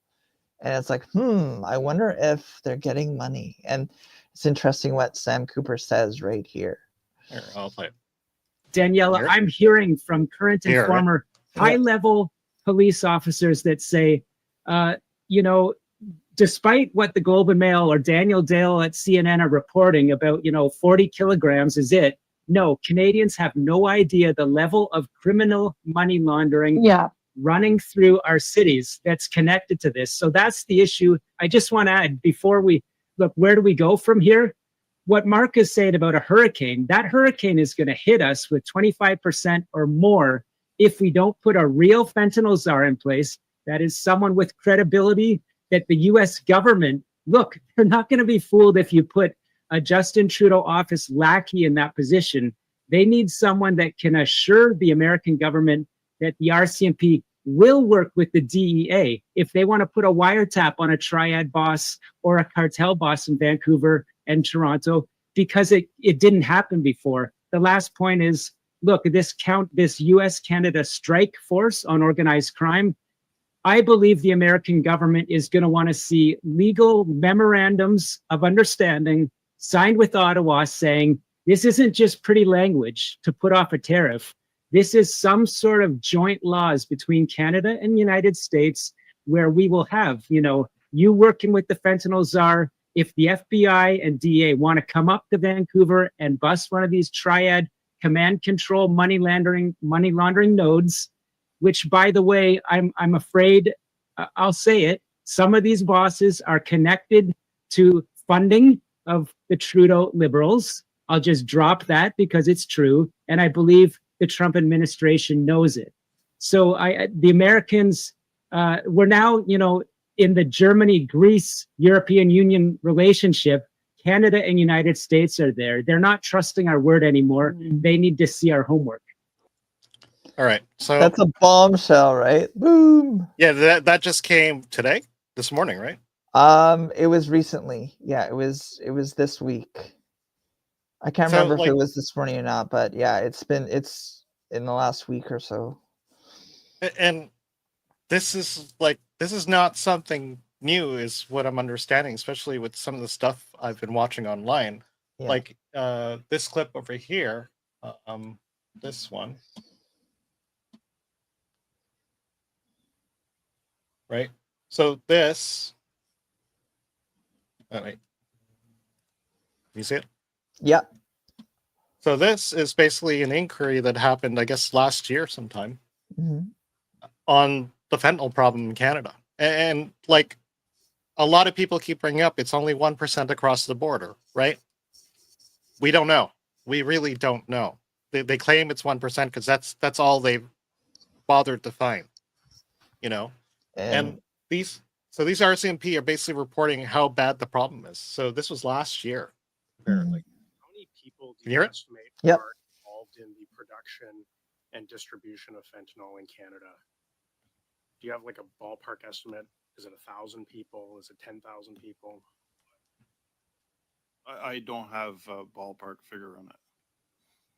So you have no idea how many people could possibly be involved in the fentanyl trade in Canada? There's a significant group, a significant number of organized crime group, but if you're asking for a specific number, I can't give you a specific number. How many organized crime groups are involved? Over 4,000 organized crime groups in Canada, as assessed by the Criminal Intelligence Service Canada. 4,000 individual organized crime groups, all with their own distinct leadership and membership? That's correct. 4,000 gangs. 4,000. Yeah. That's amazing, right? That's astounding. This was last year, you know? So if you're wondering why Trump is like kind of pissy about this fentanyl thing, people think it's just it's only 1%. We have 4,000 gangs making fentanyl on this side of the border. That's right. You know, and apparently even this next clip over here, this one, this was after Trump had just won and the parliament still wasn't prorogued, that Pierre had basically brought this up. Ah, yes. This is a good clip from Question Period. Yeah. So let's play that. Radical liberalization of hard drugs. He teamed up with the BC NDP to decriminalize fentanyl, crack, and heroin. He lowered jail sentences for mass producers of deadly fentanyl. And 80% of the fentanyl made in Canada is done so using ingredients that are not even regulated, but come right into our country where they're cooked into that poison, now threatening our trade relationship with the U.S. Will he reverse his radical liberal drug agenda to save lives and jobs? He's not there to do the work of delivering based on science, based on compassion, based on a public health approach on. I hate when these lefties, like, you know, it's like you got to think about the druggies and they need the druggies and you got to be compassionate about them. And it's like you're keeping them on this poison. They're dependent on it. And you're not getting them off of it. You know, and this is not even the drugs we traditionally know about anymore. This is fentanyl and it's a known killer, you know. And you can see where Sam Cooper's statement about these fentanyl traffickers being linked to the Liberal Party is a huge thing, because it totally defeats this type of moralizing that we're hearing from Trudeau. It's not, they purport that these like permissive things are because of compassion and for having this altruism for drug users, but no, it's about a vested interest in getting all these kickbacks. And that's why, suspected. We have to say suspected. But the thing is that these alleged kickbacks, but the thing is, like, Sam Cooper he has his finger on the pulse of what's going on. And he said it overtly in the video that we just watched. And you can see why a lot of these liberals are pushing these permissive things like the legalization of hard drugs that we've seen in our country, and it's been a disaster. It's because they're allegedly getting paid, right? They're on the take. And that is something that the Trump administration knows about. And that's one of the reasons why Trump is using tariffs against us. He's using it to get concessions from our government in order to tackle the fentanyl issue. And Trudeau has been running away. He hasn't been talking about it because of his alleged connections. And it's astounding, right? The corruption is amazing. And that's one of the things that Canadians don't know, that like Sam Cooper's work that he does on his Substack and he does on Global News, it's not getting the national play that these other stories are getting. Like we're from the national, because CBC, the national CTV, is under the control of the government. That's They're right. Funded by the government. So we're caught so much for independent journalism. Yeah, like we're caught between this, we're caught between this knee-jerk anti-Americanism that, I feel it too, right? Because I'm Canadian, but there's other things going on here, that the fentanyl connection and the desire for the Trump administration to curb that Canadian production of fentanyl and the trafficking of it. And that's where the tariffs are coming in as a tool of foreign policy that we're seeing during Trump's tenure here, right? Like using tariffs to get concessions from other states. And it's the thing not is, it's just not the addressing it. 1% that they, they're not, No, it's it's not far just the higher. 1% anymore. It's Yeah, now like yeah. government taking kickbacks, and what do you do?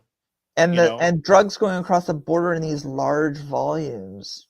And I think it was like Sam Cooper even was talking about how Toronto Dominion Bank was implicated in alleged money laundering, and the hub for money laundering is in Toronto for the global fentanyl trade, and that's huge, right? And the Trump administration, the global fentanyl trade, and the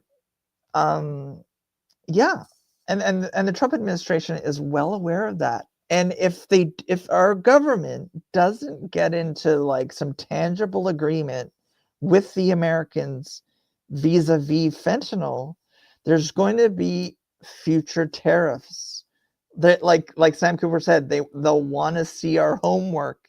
And so far, the only thing that they've done is given lip service to like sending troops to the border or personnel to the border. And he appointed this fentanyl czar, but is it really going to do anything, right? Right. And apparently, the initial, like, basically people are asking, like, is he a lackey? I mean, apparently he doesn't seem to have a record of addressing these problems. And once again, it's being appointed by Justin Trudeau. Yeah, and I don't know much about him. His name is what's his name? I have Brousseau? his name. Yeah, Brousseau, Kevin Brousseau. I don't know much about him yet. No. So yeah, he's an ex-RCMP guy. Anyway.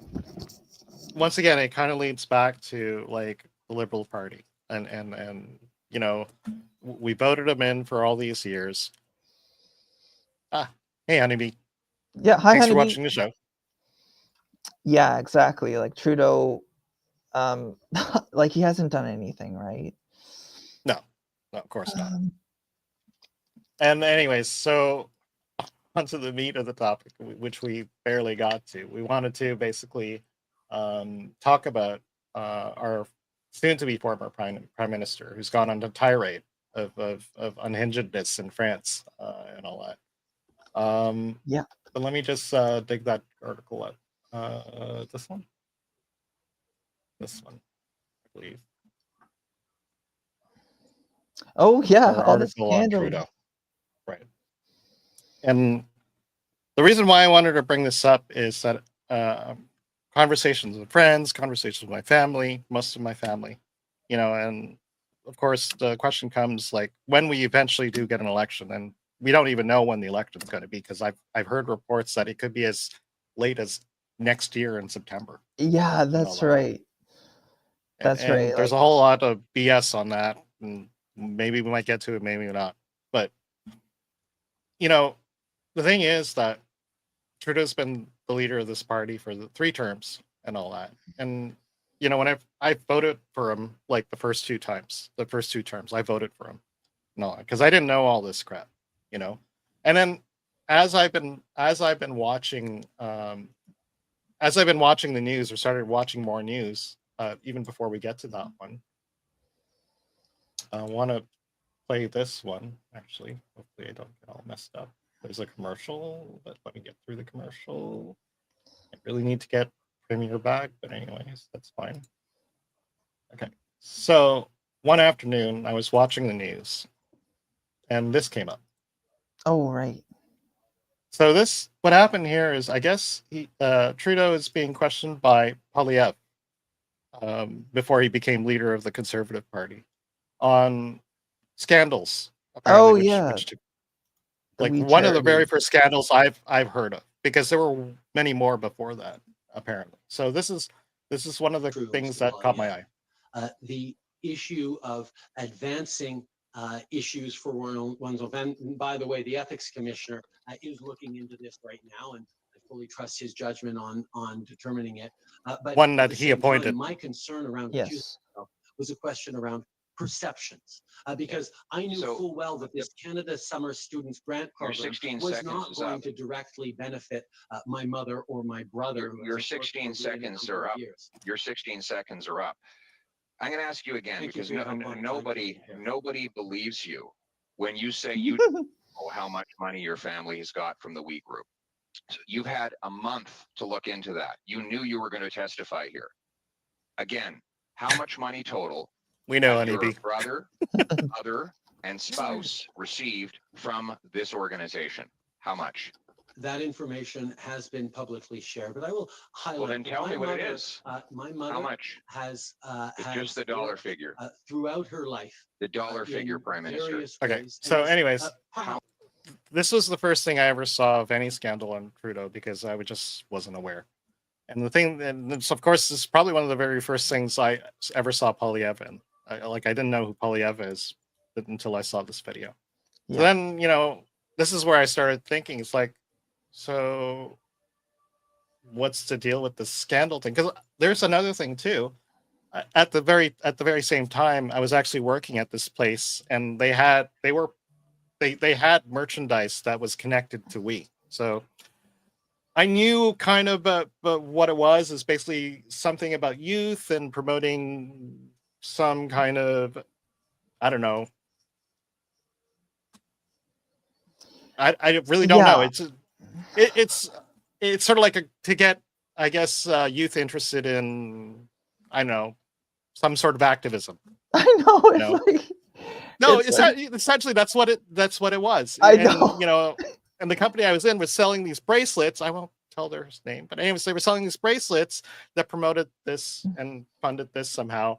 And the scandal basically was that his mother and his brother appeared at one of their festivals or conventions or something to speak, and they got paid. And that's actually a big no-no when you're part of the government or when you're related to the government. And he apparently didn't report it, you know, and they found out. And so that's pretty much what got me started on this, like who am I voting for kind of deal, you know? And yeah, that's kind of the conversation I wish more Canadians had, because there's this impression of Justin Trudeau that my family and my friends have of him. And I don't know if they're fully aware of the many scandals that he's actually been through, you know, Yeah. through all three terms, three of his government terms that we've lived through, that I voted twice for. And luckily didn't vote for last time, you know, not that it did very much because he still came back as a minority government, but still. Yeah. You know, like if we go through this whole article, and we'll list the article and you can go through it yourselves. I mean, there's all kinds of scandals here. Yeah. So I was just like- gonna say whether it's that the We charity, like it's staggering because it was for big money. It was something like $912 million, and there was also like it was almost like Trudeau. It was almost like sole source. Like it wasn't one of those things where they're going to vet all these different organizations bidding for this contract or this chunk of money, but it was just like given to the Kielburger brothers, and it was like $912 million. Yeah, they just like, signed up all Yeah. this money, taxpayers' money, off to this charity, and they got paid to. I mean, if this was a true charity, then why the hell are they getting paid?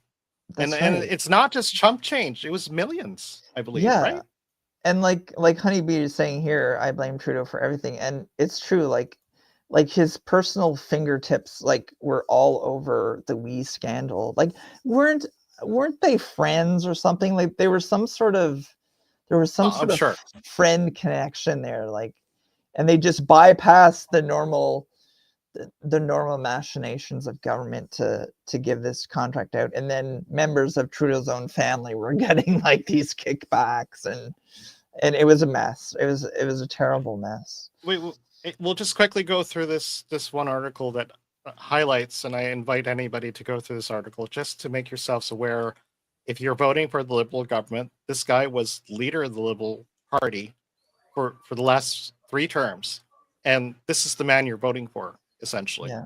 again, even though he's resigning, and the next person who's going to take his place, Mark Carney, which I don't know if we'll ever even get to him. We'll probably have to do another show on him. We'll go through just some of the highlights of these scandals, like 2016. The cash for access deal. Apparently, there's like these get-togethers at these wealthy homes where they would invite people to pay a fee of $1,500 to get a personal, like, one-to-one with the prime minister, or anybody of influence. It's called lobbying, and you're supposed to report stuff like that. And this is this influence peddling type stuff, right? Yeah. Big no-no in government. Even if you work at a bank, you'll get like all the literature you have to read on this, and you're not supposed to do this. But apparently he did. And it got swept under the rug. He never got accused for anything. Is what I understood, The Aga Khan affair. Oh, also in 2016. Right. Can you give a short summary of Oh, that? yeah. The Aga Khan was personal friends with, like, I think Pierre Trudeau and like a friend of the Trudeau family, and had Justin Trudeau and Sophie over to his private island along with Seamus O'Regan and Seamus O'Regan's partner, Seamus O'Regan's husband. But the thing is, like, there's a direct conflict of interest thing at play, because the Aga Khan is also, who just passed away recently, was also lobbying, like, the Canadian for some government for changes in policy. Yeah, because he's like head of this Muslim sect and stuff. So there's all sorts of ethics implications at that time, and it was like its own mini scandal because Trudeau didn't take the proper steps to go and clear it first. And I think he asked forgiveness before he asked for permission. You know what I mean? No, I know. So, what type of influence did the Aga Khan have on the Canadian government? And those are the questions that we have to ask in these cases, where these groups, these wealthy individuals, are giving gifts or free trips to MPs. This is a reoccurring thing with the Liberal Party. They seem to be into this sort of behavior. Yeah, what exactly. I understand. And so once again, I keep asking my Canadian, anybody who watches the show from Canada right now, if you're voting, if we eventually get the vote, and you're telling me you're going to vote for the Liberal Party, you should read this article. You really should. I mean, let's Elbowgate. This was just a minor thing. Yeah. Apparently, he had elbowed. What was the deal? He elbowed a female member of Parliament of the NDP from Quebec, because Quebec had sort of like this interesting protest vote where a lot of NDP MPs were getting in from Quebec. And Trudeau wanted everybody else in the House of Commons to sit back so they could do a vote. And he was getting frustrated that people weren't taking their seats. And he elbowed this female member of Parliament. And it was caught on camera. And Tom Mulcair, the leader of the NDP at that time, got really mad. There was like this little I remember hearing about this one. Yeah. And at the time, since I was a Liberal simp, I mean, I just kind of dismissed it as, just more chicanery around the Parliament and crap that just should be ignored. But, That's right. And the implication being that, like Trudeau being the purported feminist was like assaulting members of Parliament in the House of Commons was just, it was a mini scandal. Then there's, of course, Indiagate. We don't really call it that, but that's right. Like one of the things that came out of this was the fact that while he was in India, he had hired a cook from Canada to come and cook him Indian meals in India. That's right.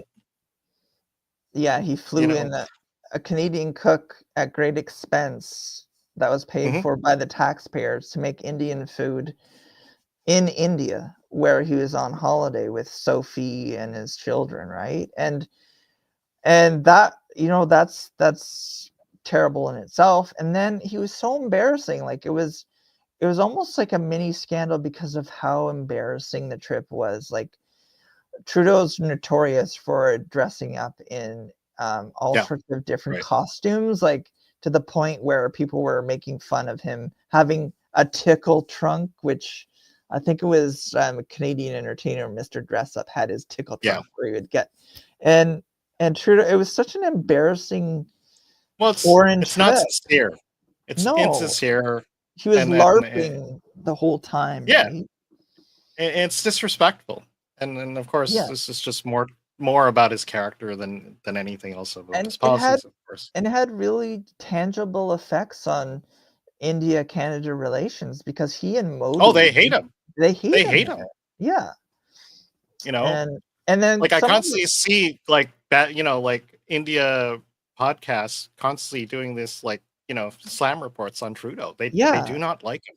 Ever since that trip, like, and then other things, like it turned into a war of egos. Like Trudeau is an ego-driven, narcissistic person who is also spiteful. He gets in these personal tiffs with whether it's Modi or Trump or whoever, and it has these effects on our diplomacy, on our internal politics and ethnic tensions within the country and all this other stuff, right? There's more stuff. This one apparently brought something from his past about groping a reporter back in 2000 at some festival.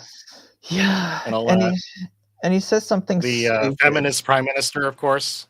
And he basically said, what was his quote? Like I never would have been so forward. I apologize. But I had obviously perceived that she had experienced it in a different way than I acted or experienced it. Okay, this is the feminist prime minister. Okay. Then there was the SNC-Lavalin deal, which involved the minister Jody Wilson-Raybould, who was the minister of Justice, I believe. That's right. I think she was Attorney General and Minister of Justice at the same time. She was wearing two hats at the same time. And Trudeau and the head of the public service at the time, Michael Wernick,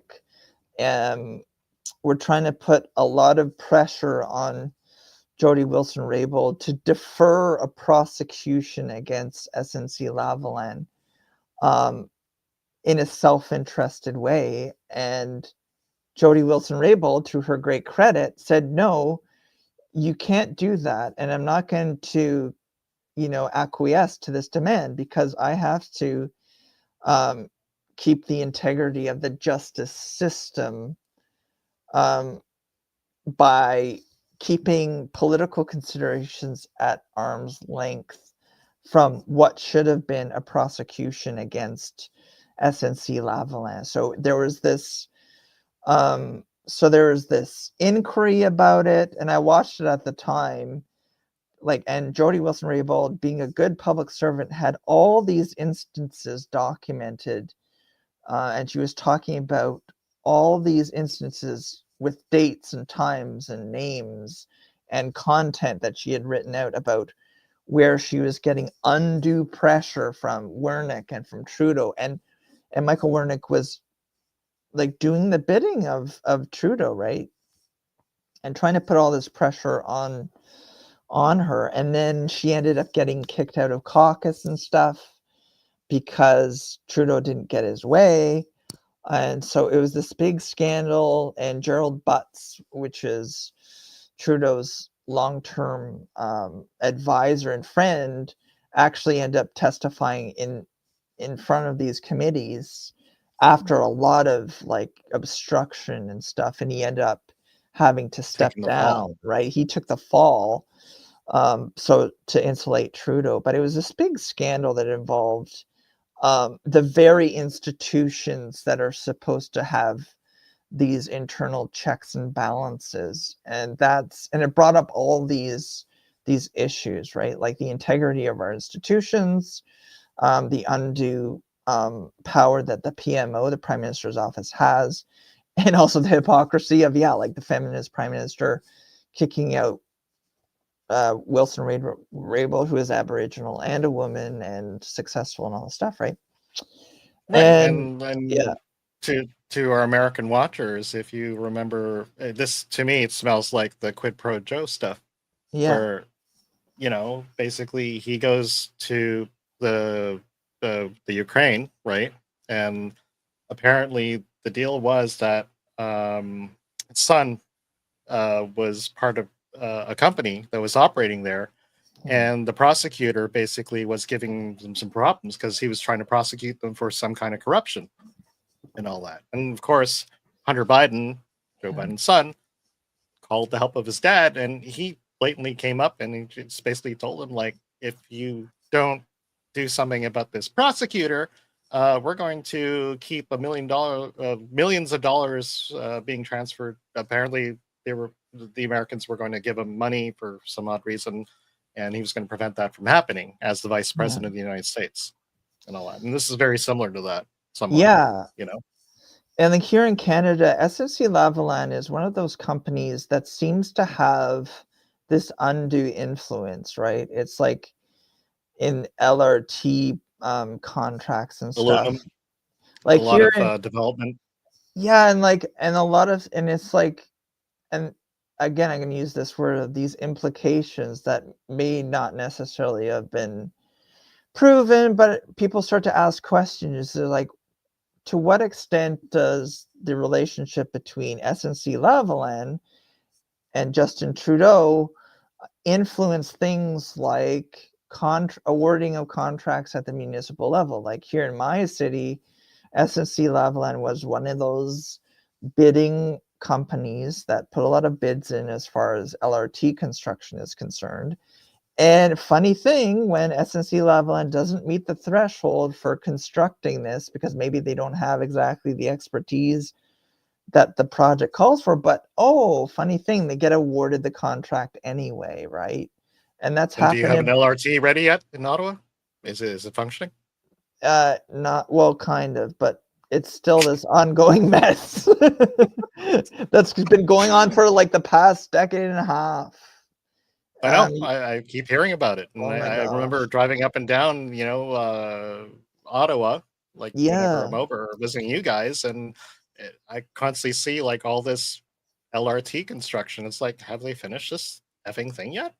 And it's not. It's like, it's all for the environment, but all along the parkway, like there's these slag heaps and stuff like that. It's ridiculous. No, yeah, and I've seen all this, like, how come this is not finished yet? And it was like, I remember many years going back and forth, and it's like, it's still there. It's still not finished. And apparently it's finished now.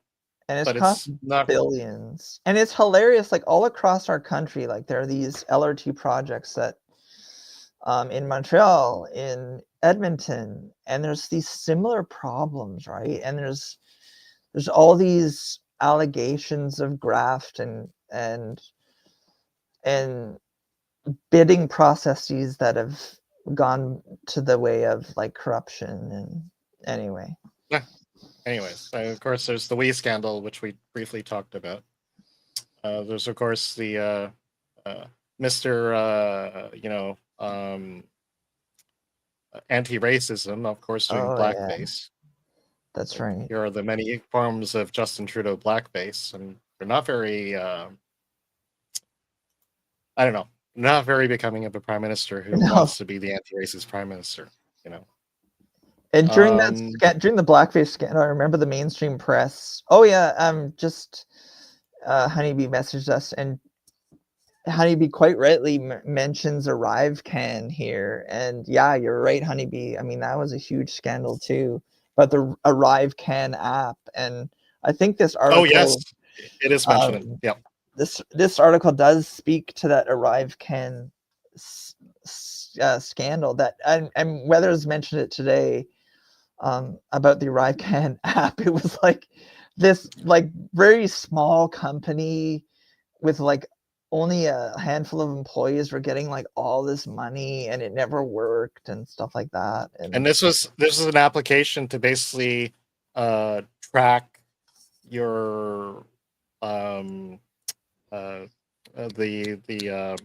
Wasn't it vaccine? Vaccinations. Yeah, vaccine Yes. status and stuff.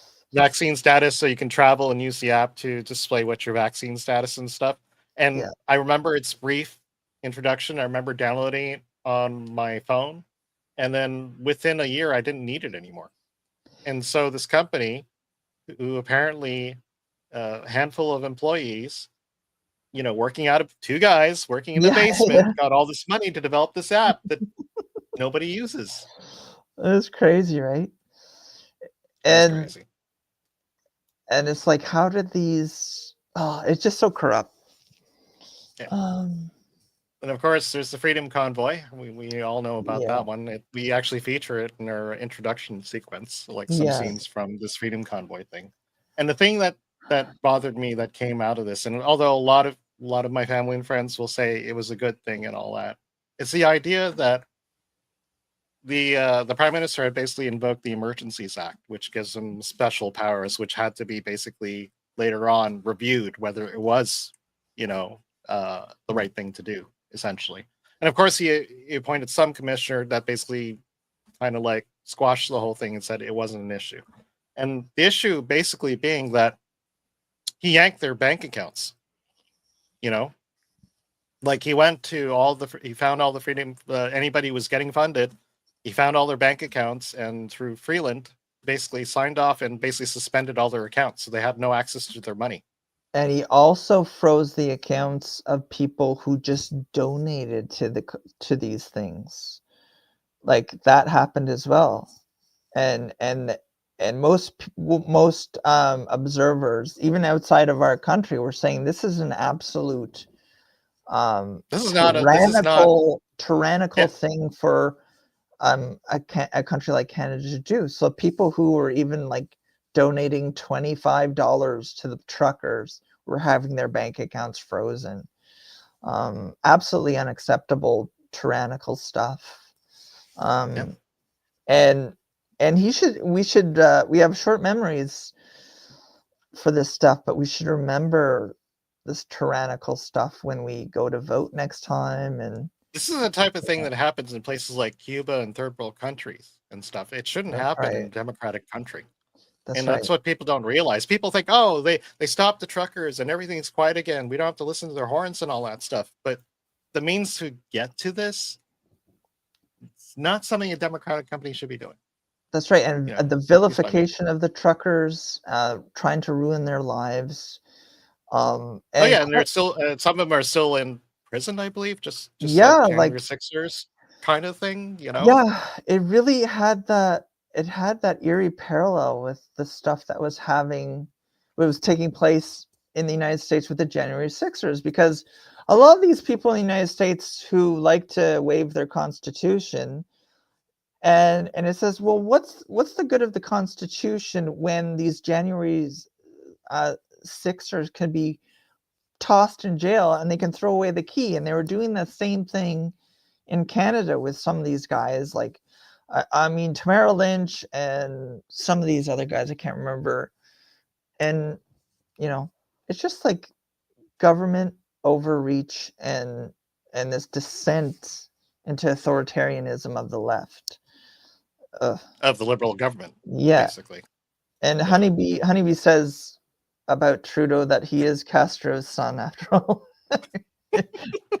And you know what? When you look at those side-by-side images of Castro and Trudeau, it's uncanny. The resemblance is uncanny. So like, like I'm looking at Pierre amazing. and I'm looking at Justin, and it's like, And then you look at Castro and it's like, It's hilarious.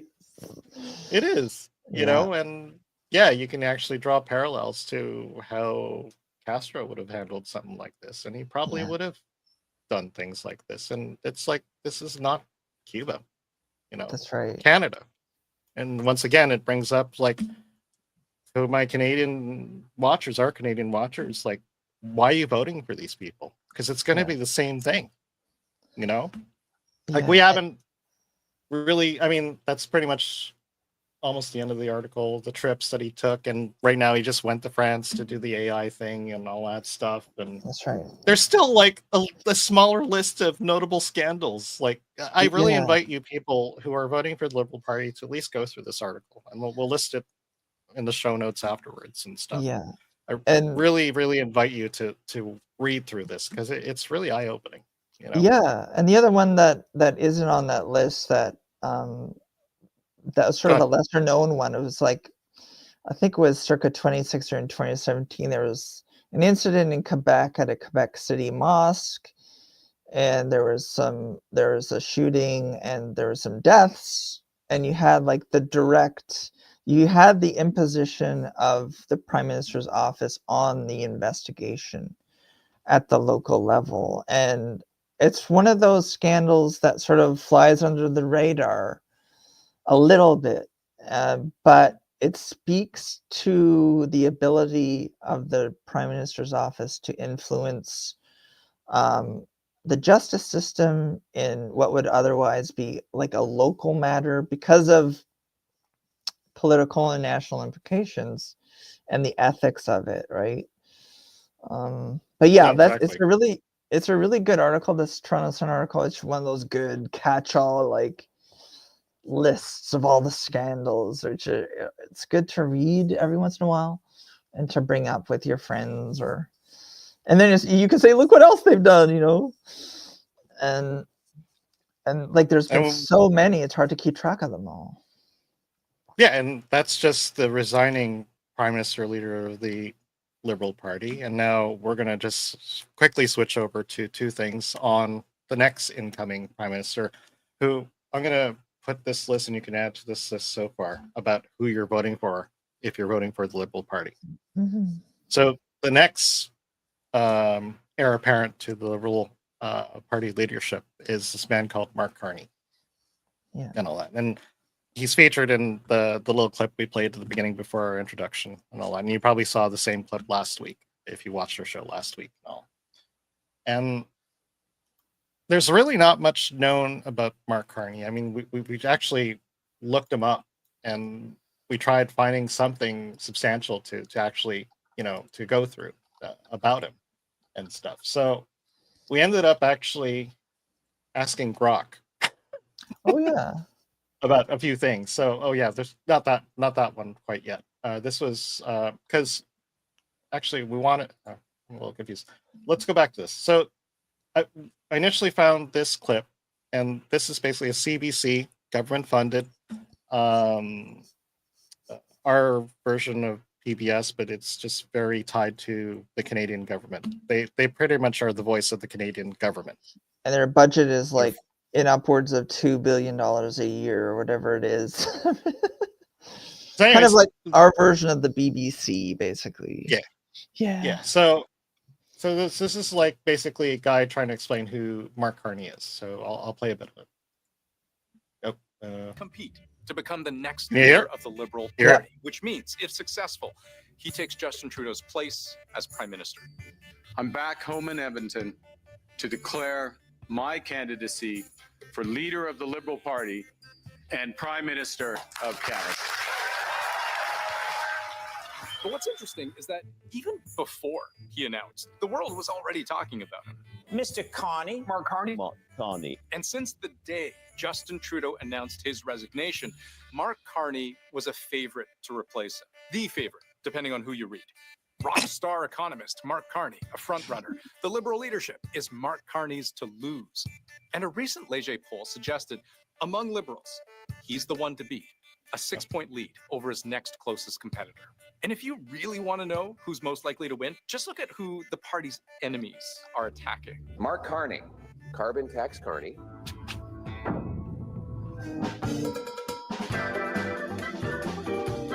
So what explains Carney's rise in a party he's not even an elected member of? You want an outsider. Carney referred to himself in the segment as an outsider in Canada's political realm. Please welcome to the program, Mark Carney. I welcome you to our land, America. A big part of understanding Mark Carney's momentum among Liberals starts with understanding how people even know him to begin with. as the governor of the Bank of Canada, named by Stephen Harper's Conservative government during the worst economic catastrophe of a generation. The crash of September 2008 brought the largest bankruptcies in world history. The 2008 financial crisis was the deepest global recession since the Great Depression in the 1930s.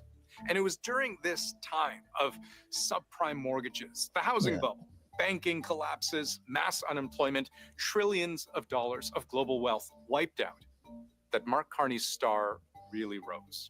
Businesses should not be afraid of their banks.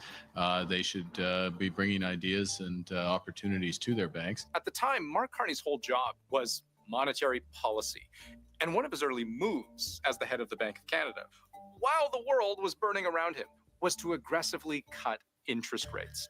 Within a month of becoming governor, Carney slashed the bank's key rate by a half point. This was the biggest single move swing the Bank of Canada had executed in years. He would do that again about a month and a half later, and shortly after Lehman Brothers in the US declared bankruptcy, the climax of the crisis, Carney would cut the rate a third time, by now a total of 1.5 percentage points from where he had started. The idea was to stimulate the economy, get people borrowing and spending at a time when consumer confidence had been shattered. Other central bankers were doing this too. The US Federal Reserve also. That's, anyways, I just want to stop this for a bit and just like some commenting on it. So like this was very pro Carney. Yeah. And obviously because it's CBC and they're in the Liberal Party's pocket and all that. And so one of the things that I keep hearing about is like he's this rock star banker and that he pretty much saved Canada from going bankrupt during the recession in 2008 that resulted from, the stuff like the sitting in Wall Street and all those people about the real estates and the loans and all that stuff.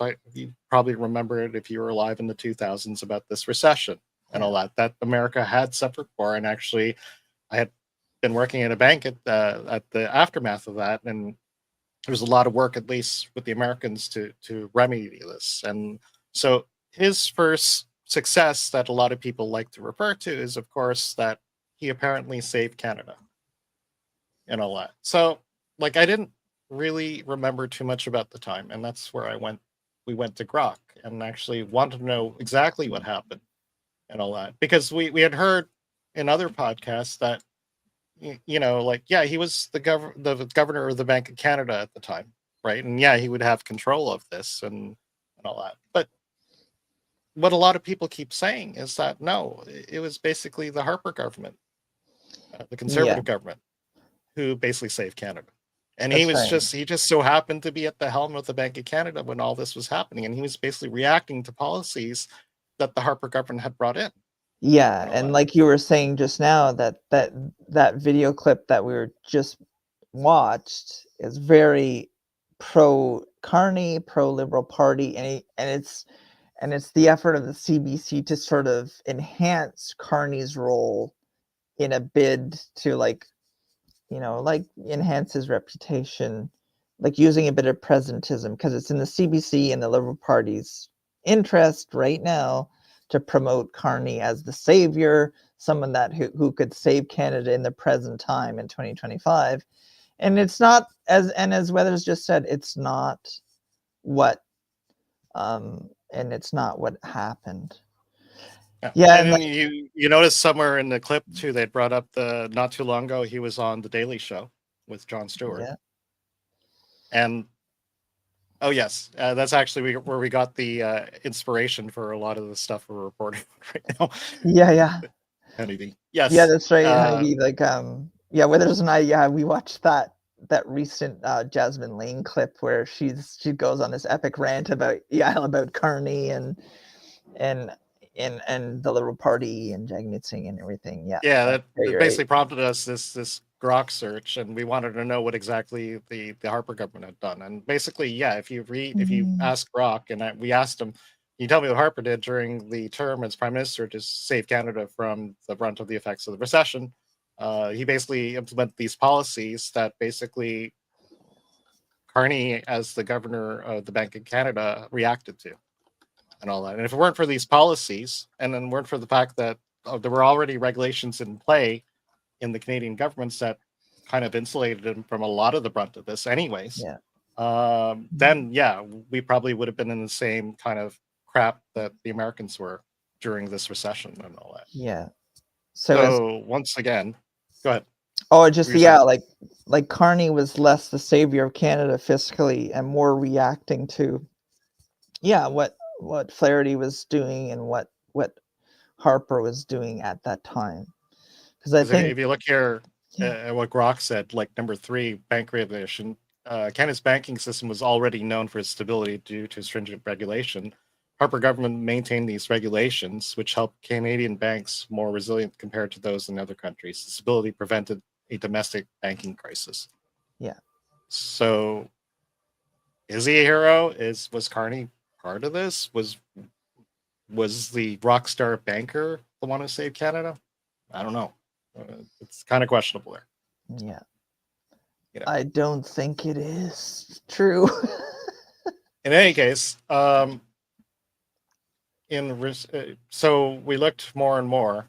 Wait, that's of course Jasmine Lane, but that's not the one I wanted. Where is this one? Is it this one? No, this is not this one. Oh, wait, hang on. No, not that. There was like the one for remember that is it this one? No, that's oh, we don't have that clip. It's the one, the counter to this. Do you remember where that was? Oh yeah. Because I don't see it here for some odd reason. Sorry about that, folks. And I know we're pretty much almost out of time. Let me see if I can actually grab it. Where is it? Oh, maybe I forgot to put it in the timeline, but yeah, go on. Oh, we could try the. Oh, here it is. I found it. Okay, sweet. So let me grab this.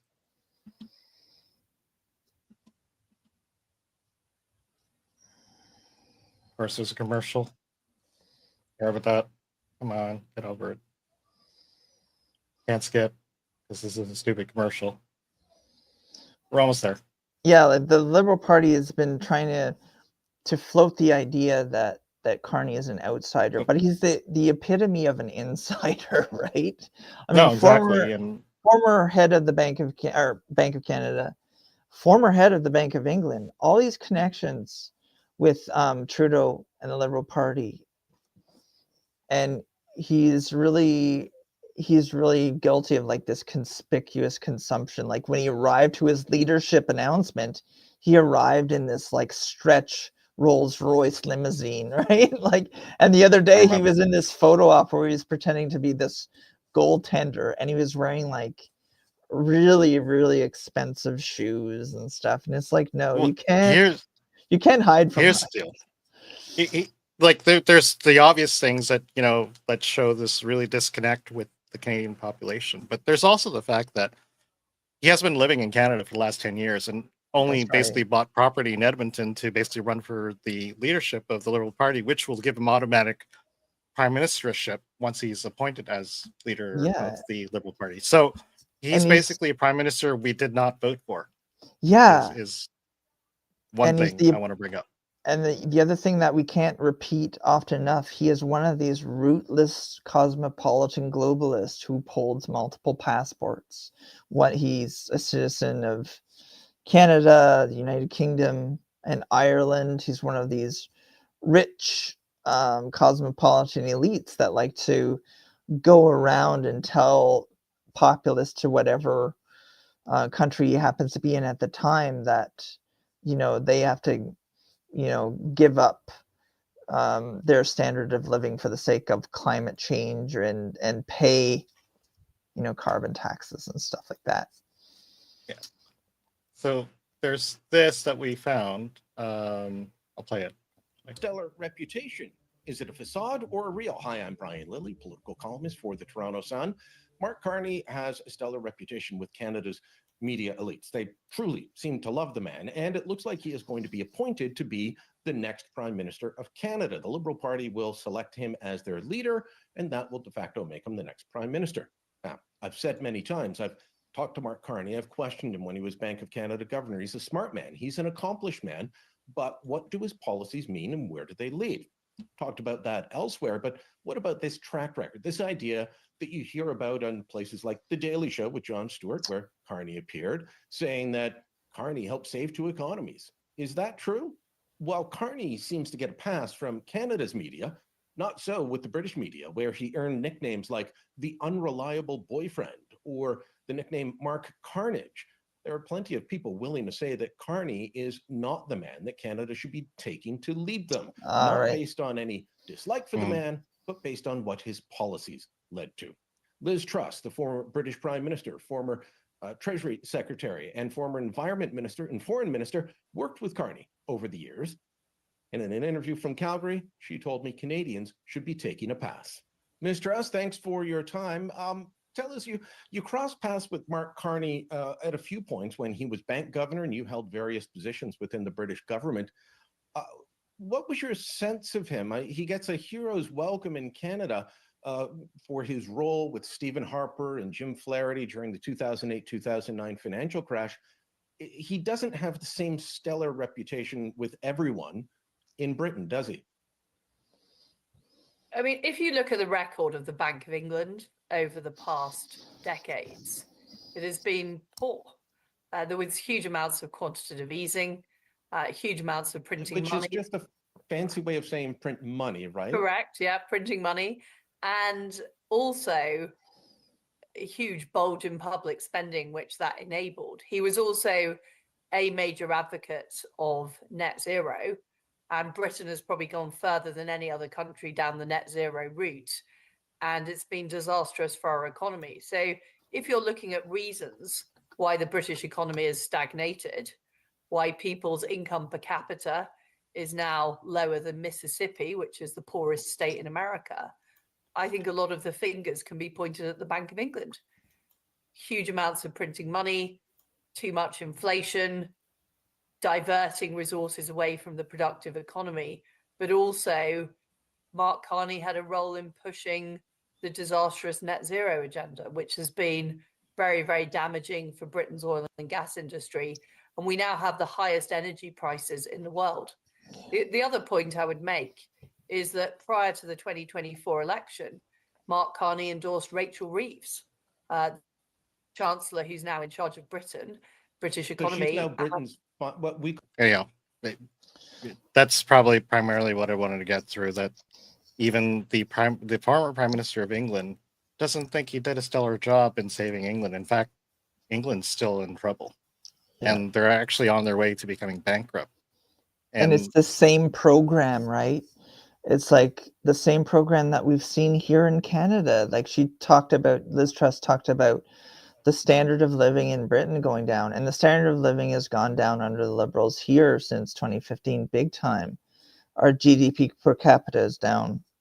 Inflation is up. Cost of living is up. And it's the exact same program that they implemented in England, right? In Britain. And you wonder, like, as a globalist like Carney, like, launched at different countries in order to destroy them? I don't know. I'm just asking questions, but the pattern seems to be the same. These destructive environmental policies that are really, really bad for domestic industry in the UK, in Canada, right? And it's the same pattern. And yeah. Well, here's the thing too. I mean, to me, it just feels like more of the same, you know. That's right. And to that, I mean, where was that? And Honeybee makes the point here and about two-tier policing, and that's a great point to make, that under these globalist leftist regimes, you have instances, in Britain, in Canada, about the police doing selective enforcement where Native Britons... Well, in America, yeah, definitely. Yeah, like Native Britons, for instance, in the UK are getting, like, white Britons are getting incarcerated disproportionately more than, let's say, Muslim grooming gang rapists who are getting off with these wrist slaps, whereas like these people who go out and wave St. George's Cross or the flag of England get like thrown away in jail and stuff like that.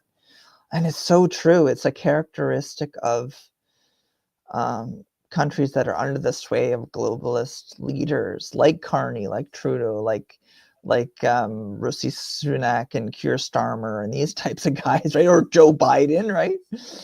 No, exactly. And then I keep asking people who are voting for the Liberal government, why in the hell are you voting for these people? Mhm. You know, why are you voting more of the same?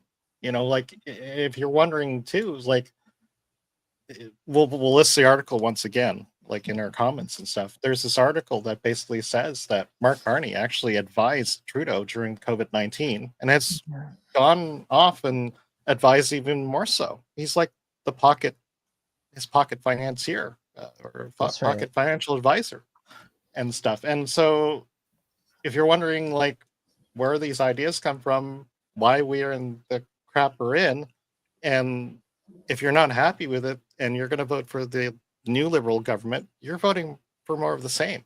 Yeah. You know, and I just want to keep bringing that question home to all the Canadian watchers of this show. Don't vote for more of the same if you're not happy with it. You know, like look and read these articles we're bringing up, and don't just watch CBC and take it for granted, and don't have like these misguided like bouts of like, you know, anti-Americanism and this false pride for Canada when we're not even questioning our own sovereignty and stuff. Mhm. In fact, I mean, as Honeybee had brought up, the thing I would just want to finish off on is, of course, the thing that basically inspired most of the show, actually. This rant. Yeah. Over here, which I'll play, and I'll play to the end, and that'll be pretty much the end of the show. But let me leave with you. Let's leave people with this one, and just really think about what this woman is saying. Okay. Country outside of Canada, I hope that you're taking note right now how corrupt and infiltrated the Canadian government is.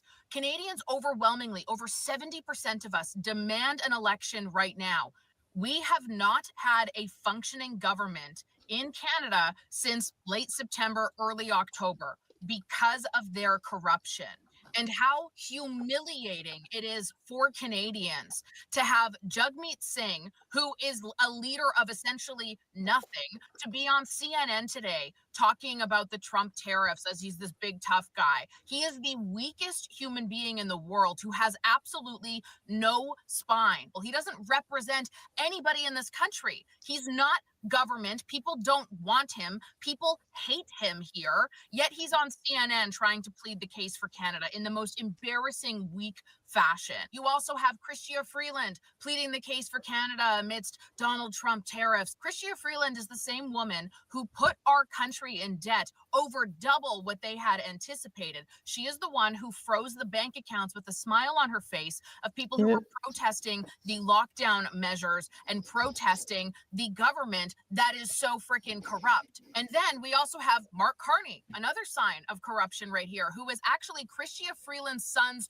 godfather. Mark Carney is a man that most people in Canada didn't even know existed up until 3 months ago. Oh, he saved Canada during, you know, the near economic collapse we had back in 2008, the recession. Oh, he saved Canada. No, he didn't. He was the governor for the Bank of Canada at that period of time. Do you want to know who saved Canada during that? It was the Conservative Party who was running the ship at the time. Mark Carney then went on to go be the governor of the Bank of England, where they still are suffering as a result of his policies. Don't believe me? Listen to what their own former prime minister has to say about the guy and the warnings she is issuing to Canadians. Oh, yeah. And by the way, Mark Carney Why the hell is he even on CNN pleading a case for Canada anyway? Mark Carney is not a member of parliament. He hasn't even lived here or worked here in over 10 years. He describes himself as European by nationality, not Canadian. This is on video. He holds 3 passports,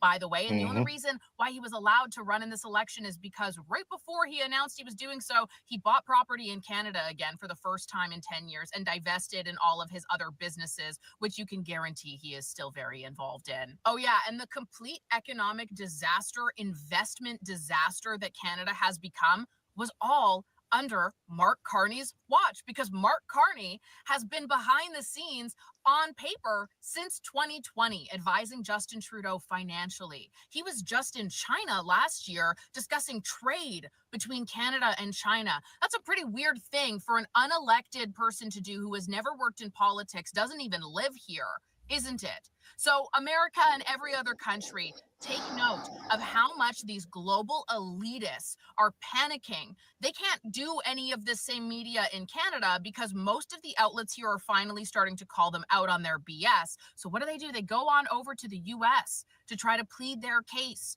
because nobody will listen to them here because nobody wants them. That was pretty epic. And That really, was really really good. well said. Yeah, really well said. Oh man. Really well summarized of this whole show. It's the inspirations of the show, and once again, I just want to bring to the Canadian watchers of the show: please don't just blindly vote for what you've always voted for. You know, just look at the stuff we have in our show comments. Watch the show again. Watch the videos that we present in the show. You know, because I mean, I constantly ask people like, were wrapping themselves in the Canadian flag and trying to be like proud Canadians. Like, what are we proud of? What are we trying to be proud of? You know, when we can't even question our own government, we can't even vote for our own government because they've prorogued parliament, and now they're gonna like parachute in this like rock star banker to basically be our prime minister, and he hasn't even lived here for 10 years. And then somebody I was arguing with yesterday had brought up, well, it's because they broke parliament because they don't want instability in the government and it's bad in the time. It's like, so our democracy takes like kind of a the side seat to this, the stability. It's going to be more of the same. And that's what I want to tell my family and friends and people who watch the show. You know, if you're going to vote Liberal, it's going to be more of the same. Yeah. You know? And as Honeybee says here, the MSM is dead. The mainstream media is dead. And true, but we're still listening to them. A lot of people here still listen to the MSM. That's right. You know, we're not America, unfortunately. And it's good to point out that like the mainstream media in Canada is bought and paid for by the Liberal regime, and whenever they report on the Trudeau Liberals, they're in a direct conflict of interests. And I know we've said that several times on the show, but it's good to repeat that and to impress upon people that that is the case. So yes, take things with a grain of salt when they talk about, you know, Carney being an outsider, Carney saving Canada, Carney doing this and that, right? Yeah, it's so true. Yeah. So anyways, that's pretty much the end of our longest show so far. I'd like to thank anybody who's watched the show, who's watching the show now. Thank you, Honeybee, for being our one constant audience at the moment. Yeah, thank you. And anybody Honeybee. who watches the show later on, once again, if you want to catch the show, you can find the show on my Facebook feed. You can find the show on my Twitter feed at Hand of Infinity. If you want to come question us about the show, ask questions about who did what and what we're doing and stuff, please tweet to us, X to us, or whatever you call it. Our Twitters are at the bottom of the show banner. Actually, let me bring up the banners again. So our Twitter handles are here. The show's at Hand of Infinity. That's where the blue check mark for the common nonsense is at. If you want to ask Mikerowaveable stuff, he's a pretty good guy to talk to. I talk to him almost every day. You can tweet him at Mikerowaveable TCN. If you want to watch the show on YouTube, this is our YouTube channel. The podcast list at the top of the page. Feel free to watch any of our older shows there, or just watch the whole show on loop if you haven't watched our show before. And if you don't like YouTube, you can always catch us on Rumble.